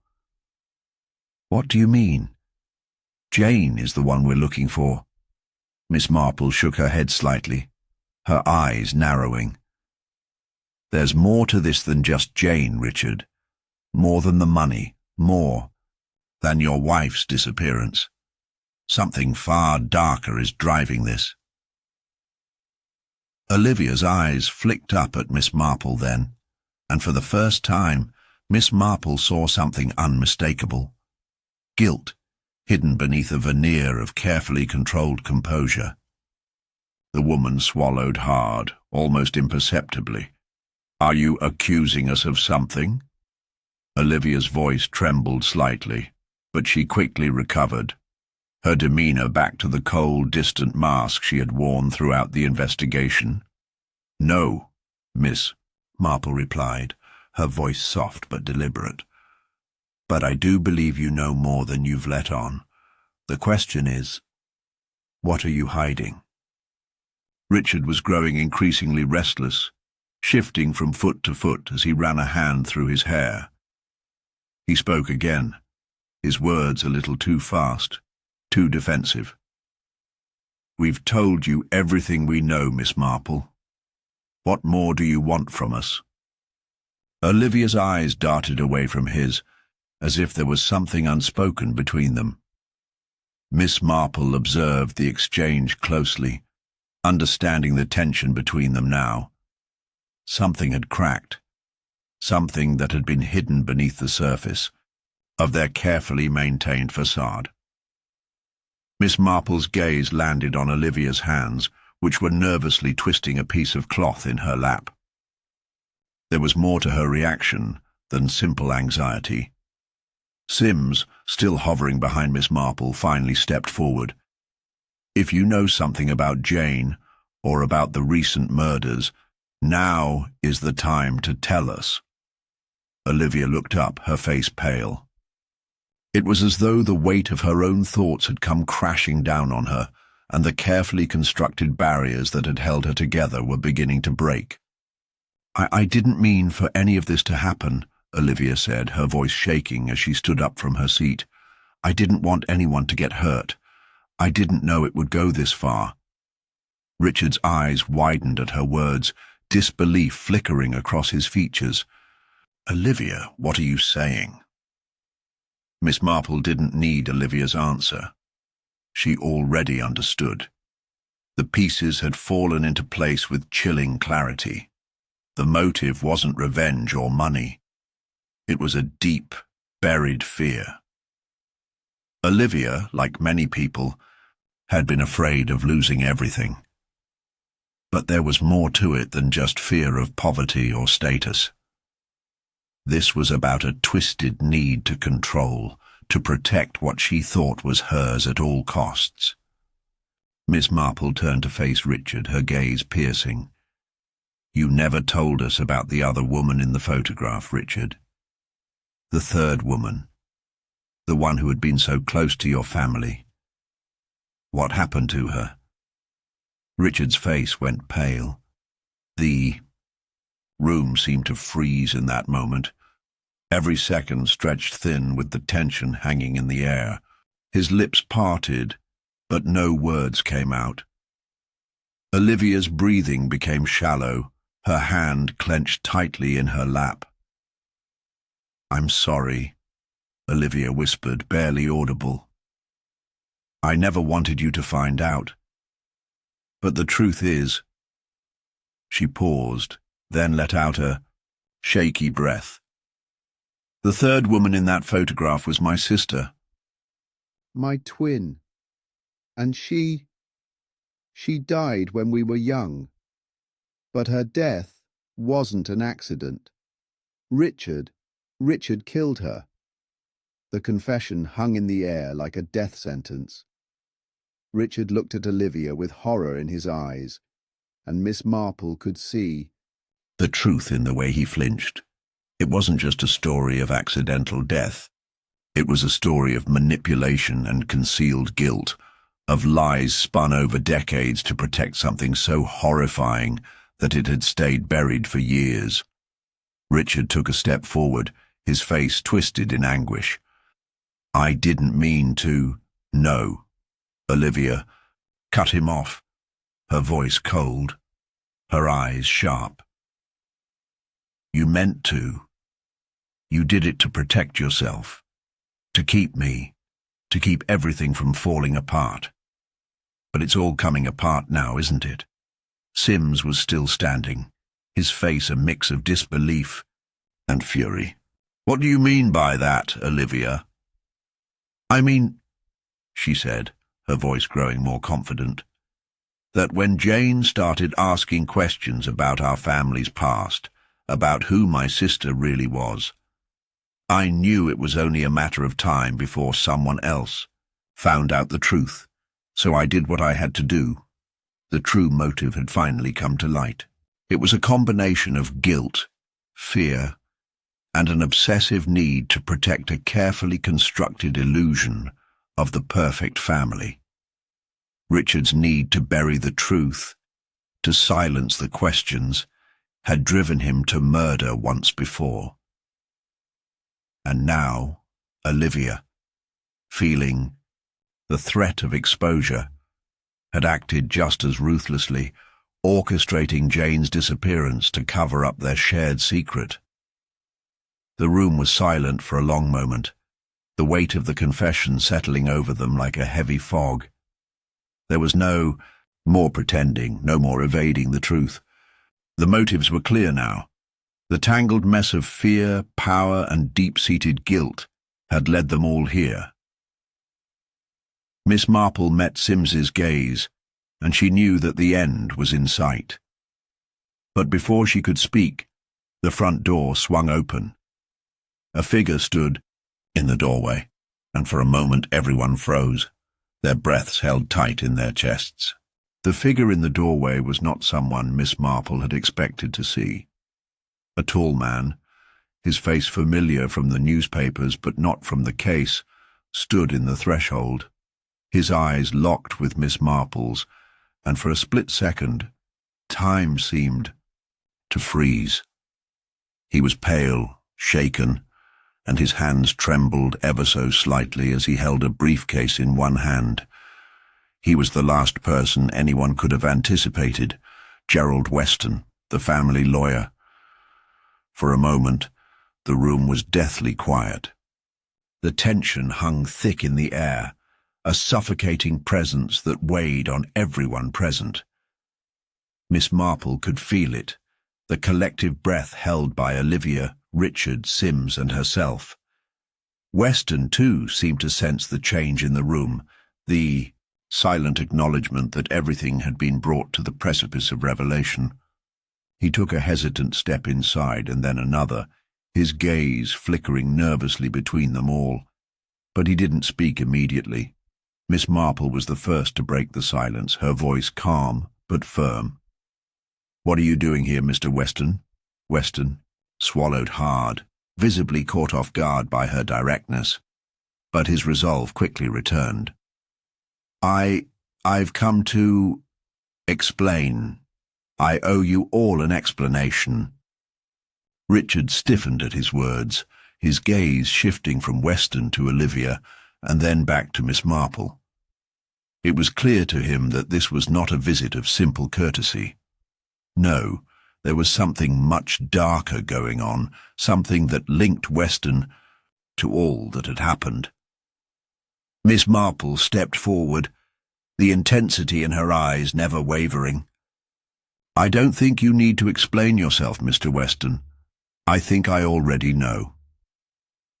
Olivia blinked, her expression faltering for just a moment, as Weston shifted uneasily on his feet. It was a subtle movement, but Miss Marple noticed it immediately. She didn't wait for him to speak, for she had already pieced together the final thread of the web. "Your presence here tonight," Miss Marple continued, "is more than just an attempt at damage control. You're trying to cover something up, aren't you?" Weston seemed to consider his next words carefully, but it didn't matter. Miss Marple had already seen through his veneer of professionalism. The moment the door had swung open, she had known. The man in front of her wasn't here to help. He was here to hide something. And the way he had appeared at this very moment wasn't a coincidence. He'd come to silence them all before they could reveal the truth. "I don't know what you're talking about," Weston muttered. But the lie was weak, and Miss Marple could sense it immediately. Sims, who had been quietly observing the exchange, stepped forward, his voice laced with suspicion. "You've been here before, Mr. Weston, just like you were there when everything started. Going wrong, you've been tied to this from the beginning, haven't you?" Miss Marple nodded slightly, her calm demeanour in stark contrast to the rising tension in the room. "Exactly. You've been involved with everything: Olivia's desperate attempts to hide the past, Richard's guilt, and Jane's disappearance. It was all part of a plan that you helped orchestrate, wasn't it, Mr. Weston?" Weston hesitated, his eyes flickering nervously to Richard and then to Olivia. Both were too stunned by the revelation to speak, their gazes fixed firmly on the lawyer. Weston's face twisted, and in that moment the truth came rushing out like a dam breaking. "All right, fine," he spat out, his voice filled with resentment and fear. "I did it, but you don't understand. I had no choice. It wasn't just about money or power. There's something bigger at stake here, something far more important than you can comprehend." Miss Marple took a deliberate step closer, her gaze never leaving his. "Then explain it to me. What's so important that you'd be willing to sacrifice so much for it?" Weston's hands gripped the briefcase tighter, his knuckles white. "It was the family's legacy," he said, his voice almost breaking. "You don't know what it's like to be bound to that kind of responsibility. Everything we've built, everything that has ever mattered, depends on the secrecy. If the truth came out, it would destroy everything. I didn't kill Jane to cover up a mistake. I killed her because she threatened to expose us. She was digging too deep into things that were never meant to be uncovered." Richard and Olivia stared at Weston, disbelief in their eyes, their mouths dry. It was clear now that the weight of their own guilt had been nothing compared to the burden Weston had carried, the pressure to maintain the family's image, to protect the twisted secrets buried in the past. His confession was no longer just an admission of guilt. It was the confession of a man whose twisted need to preserve a legacy had become his obsession. "And the rest?" Miss Marple asked quietly, her voice cutting through the air like a blade. "How does this all fit together?" Weston's face contorted as he finally released the grip on the briefcase and set it down on the table between them. He wasn't done yet. "I've been with the Moore family for years," he began, his voice faltering now. "I've watched everything fall apart from the inside, and I couldn't let it all come crashing down. The secrets, the lies, they're too dangerous to reveal." He glanced at Richard, then Olivia, his eyes filled with a mixture of guilt and anger. "You think this is about money? It's not. It's about control. Control over the narrative, over what people believe. The real threat isn't Jane or the police. It's the truth that would ruin us all." Miss Marple's eyes were sharp as she pieced together his words, understanding finally dawning on her. You didn't just want to stop Jane from revealing the past. You wanted to ensure that the future of the Moore family remained safe, even if that meant silencing anyone who threatened it. Weston's face darkened, and for a moment Miss Marple saw the full extent of the man's desperation. Yes, he spat, and I'm not the only one. There are others. There are more people in this mess than you realize. Jane wasn't the first to be silenced, and she won't be the last. Before Miss Marple could respond, Weston reached for the briefcase again, as though to take one last desperate action. But Sims was quicker, stepping forward to grab his arm, stopping him in his tracks. No, Sims said coldly, his grip tightening around Weston's wrist. This ends now. Weston's face fell, the fight draining from him as the reality of the situation set in. There was no escape, no more lies. The truth had finally come to light, and he had no more moves left to play. Miss Marple stepped back, her face softening, but her eyes were filled with unyielding resolve. You've made your choice, Mr. Weston, but I hope you understand. The truth has a way of finding its way out, no matter how carefully you try to bury it. As Sims led Weston out of the room, his head hung low in defeat, Miss Marple turned back to Olivia and Richard. The weight of the past had finally been lifted from their shoulders, but Miss Marple could see the sorrow in their eyes. They had been complicit, yes, but now they too would have to face the consequences of the choices they had made. And as the door closed behind them, Miss Marple stood there, the silence settling once more. The final pieces had fallen into place. The truth had won, and the shadows that had hung over this case were finally beginning to dissipate. The room felt quieter now, the tension lifting as Weston was led away. Miss Marple remained where she stood, her hands folded neatly in front of her, her thoughts deepening with the weight of the situation. The case, which had once been tangled in layers of deception, had been unraveled piece by piece. But there was something in the air, something not yet settled, something that gnawed at her, just out of reach.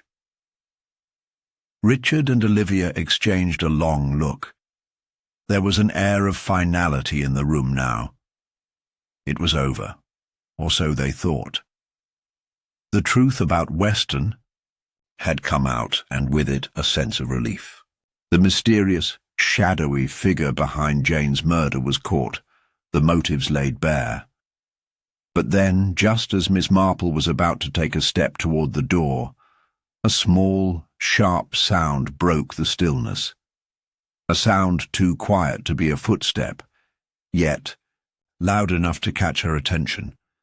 The small silver clock on the mantelpiece ticked louder than usual, its steady rhythm almost mocking in its precision. Miss Marple turned her gaze back to Olivia, who had just reached for a glass of water on the table. Her fingers trembled as she lifted it, and then, with a soft clink, it slipped from her hand and crashed to the floor. Olivia's face blanched as she looked up, her eyes wide with sudden fear. Richard too froze, his body tense, his mind clearly racing. They were still on edge. Perhaps, like Miss Marple, they felt that things were not quite as they appeared. Then came the phone, a soft ringing from the corner, just beneath the window, where the line had been placed earlier that morning. Olivia and Richard looked at each other, unsure of who might be calling at this hour. The investigation had seemed to have concluded. There were no more suspects to question, no more mysteries to uncover. Yet the phone kept ringing, its shrill sound filling the room with a sense of urgency. Miss Marple didn't move immediately. Instead, her eyes fixed on Olivia, And in that moment something clicked in her mind, a suspicion, a flash of understanding that she hadn't considered before. Olivia had been too composed, too calm when Weston had confessed, but now this sudden slip, this nervous reaction, wasn't consistent with the person she had come to know in the last few days. "Olivia," Miss Marple said, her voice quiet but sharp, "I think we need to talk." The room seemed to hold its breath, and Olivia hesitated. There was a flicker of uncertainty in her eyes, quickly masked by a forced smile. I don't know." "What you mean?" "Yes, you do," Miss Marple replied, her tone gentle but unwavering. "I've been thinking about everything that's happened, about Weston's confession and what he said."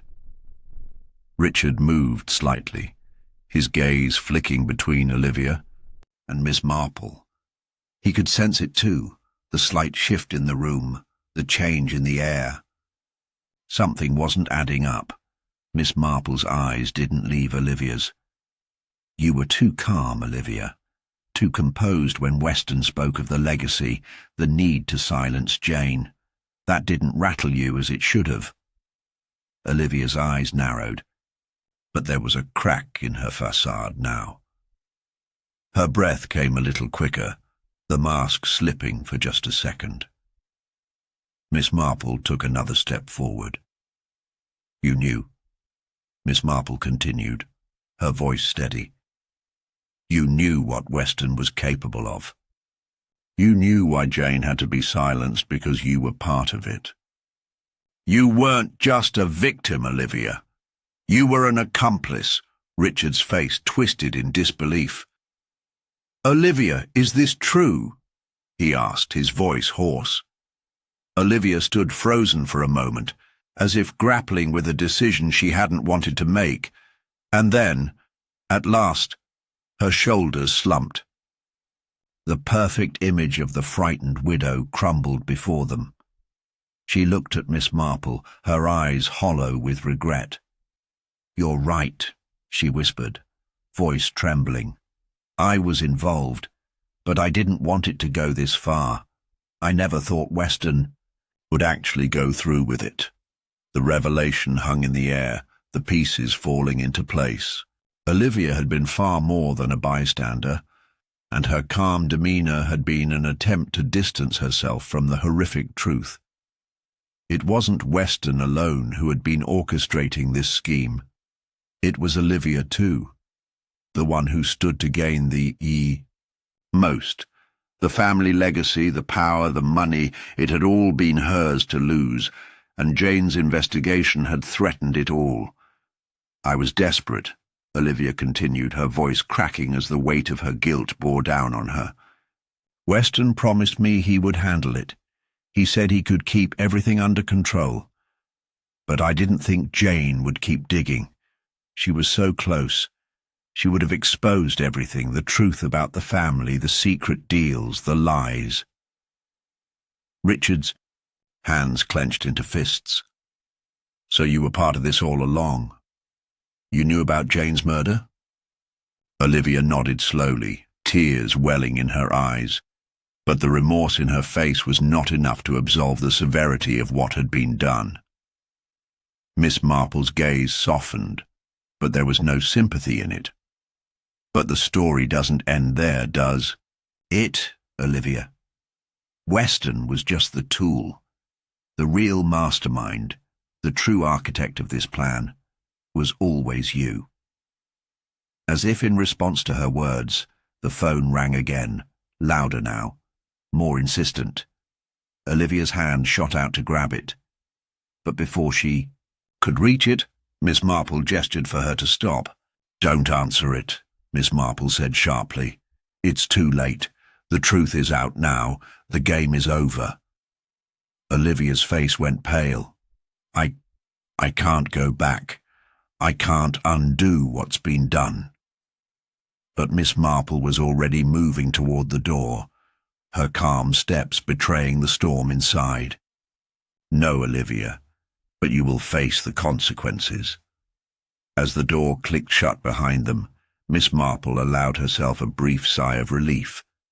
The last-minute twist had come not from an unexpected source, but from the one who had been hiding in plain sight all along. And though the case was now closed, the sense of finality still hung in the air, as thick as the silence that followed. The quiet hum of the town felt almost surreal as the investigation came to a close. The sun had set, casting long shadows across the empty street outside. Yet inside, the tension that had gripped the household for days still lingered, like the fading echoes of a storm. Miss Marple stood at the window, her gaze distant but sharp, as though watching something no one else could see. Richard sat behind his desk, his hands folded before him, a storm of conflicting emotions playing out across his face.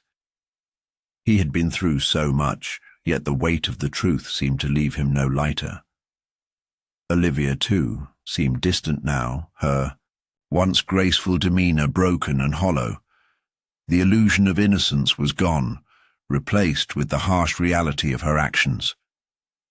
Miss Marple finally turned from the window, her eyes fixing on Richard. "The truth has been laid bare, Richard," she said quietly, but there was a steely resolve in her voice. "Olivia is guilty as Weston, perhaps even more so. Her motives were always rooted in self-preservation, greed, yes, but also a desire for control. The family legacy, the power, it all mattered more to her than Jane's life." She nodded slowly, his face a mask of disbelief. "But how? How did I not see it?" His voice broke. The weight of his own blindness, his trust in Olivia, pressing down on him like a physical force. Miss Marple stepped closer, her expression softening. "You were blinded by what you wanted to believe, Richard. You wanted to think the best of her. But you missed the smallest of clues. Clues that, when pieced together, reveal the full picture." She paused, as though giving him a moment to gather his thoughts. "Take the phone, for example. You remember the call that came the night Jane was killed? The one Olivia tried to ignore, tried to dismiss. You thought it was inconsequential. You didn't question why she was so intent on not answering it.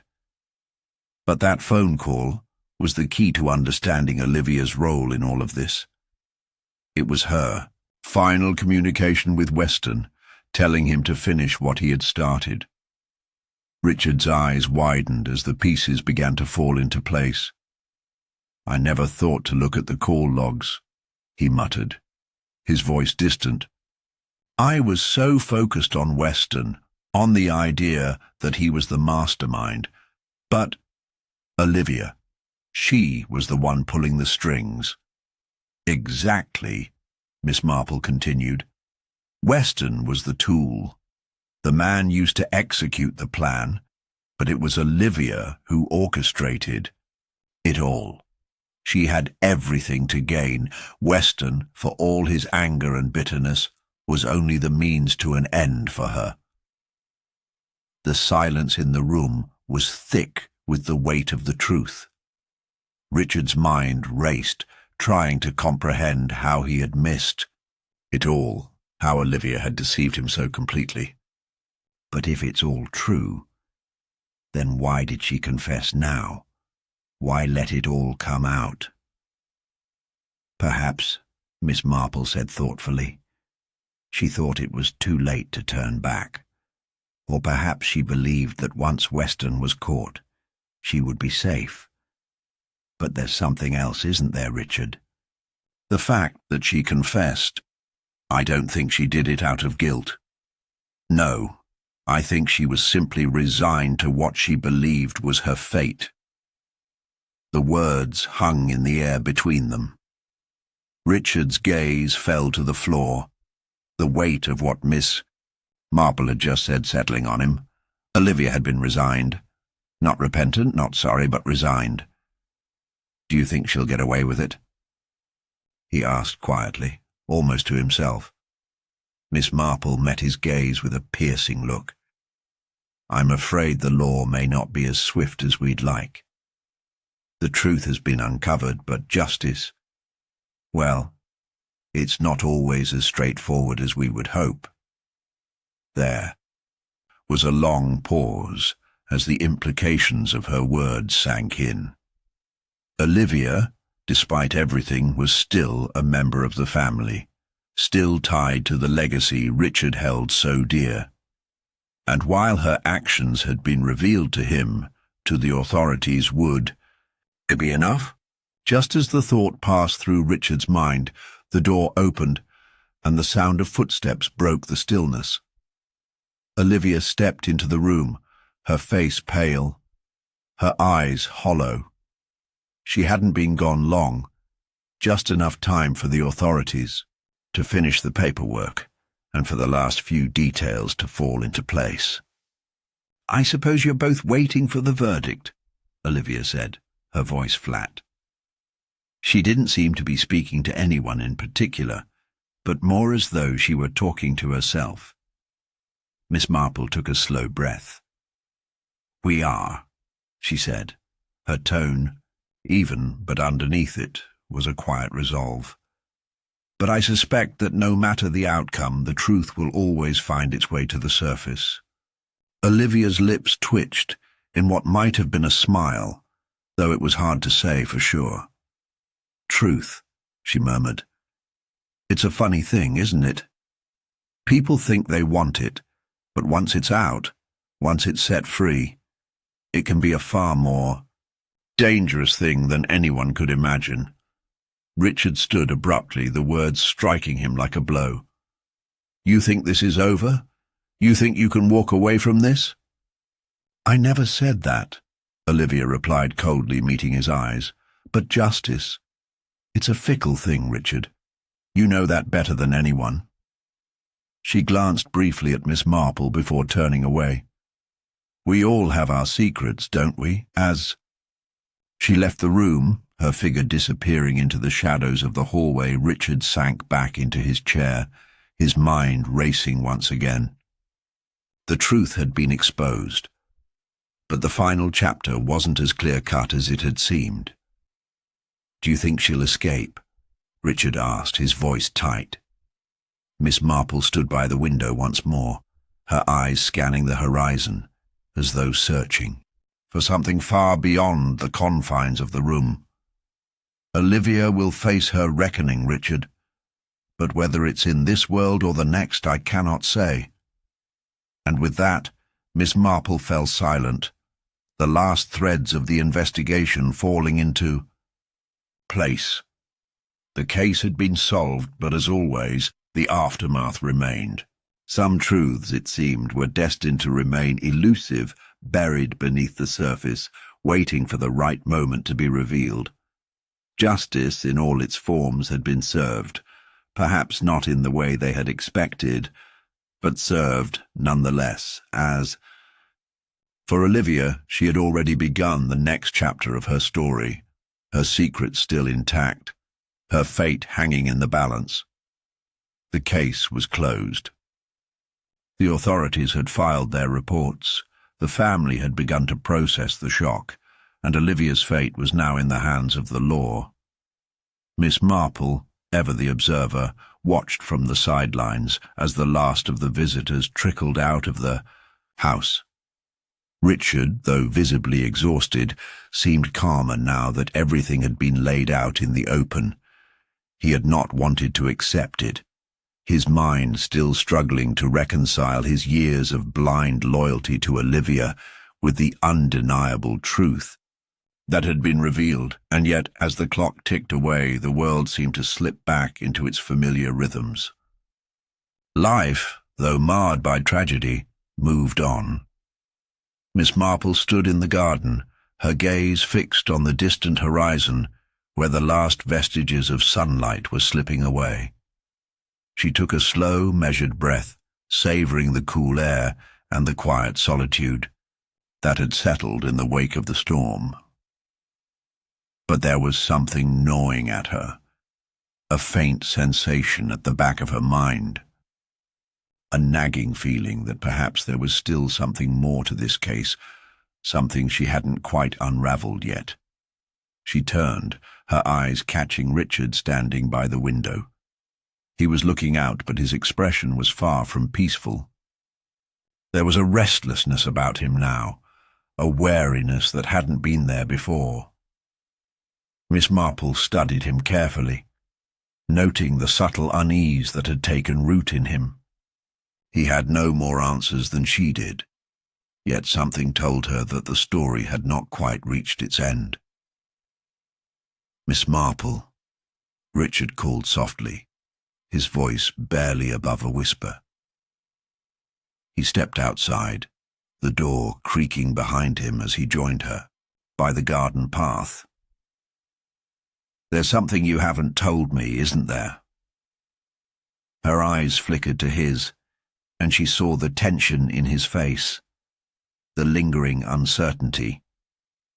He wasn't asking out of suspicion. He was asking because he knew on some deep instinctual level that there was something still out of place. Miss Marple didn't answer immediately. Instead, she looked down at her hands, as though weighing her thoughts. There was a slight chill in the air now, but it wasn't the cold that made her shiver.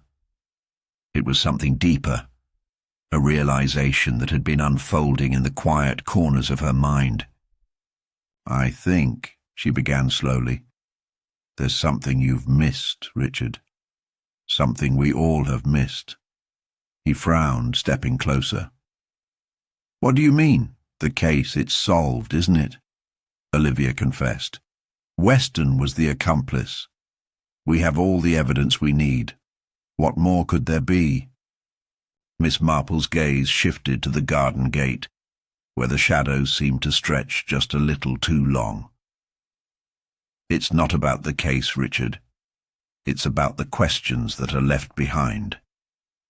He stared at her, trying to make sense of her words. "Questions? You mean like why Olivia did what she did?" "Not just why," Miss Marple replied, her voice thoughtful, "but how and who." Richard blinked, his mind racing. "What are you talking about?" Miss Marple's eyes narrowed slightly as though piecing something together. "Think back to the details you overlooked. Olivia's confession was too clean, too convenient. It fit the narrative perfectly, didn't it? The troubled wife, the money, the motive, it all tied together too neatly." Richard's face hardened as realization began to dawn. "You think she's lying. But why would she do that? Why confess if she wasn't guilty?" Miss Marple paused, her expression unreadable. "Perhaps the confession wasn't meant to clear the air, Richard. Perhaps it was meant to cover something else up." He shook his head, struggling to follow her reasoning. "But what would she be trying to cover? Weston's already gone. There's nothing left to hide." "Is there?" Miss Marple's voice was soft, but the weight of her words hung in the air between them.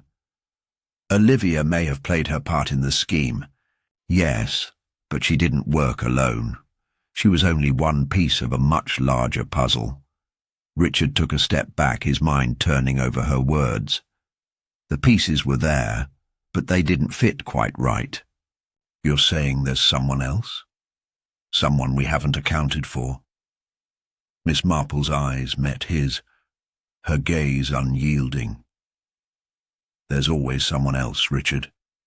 In every mystery, there's always one last piece that slips through your fingers.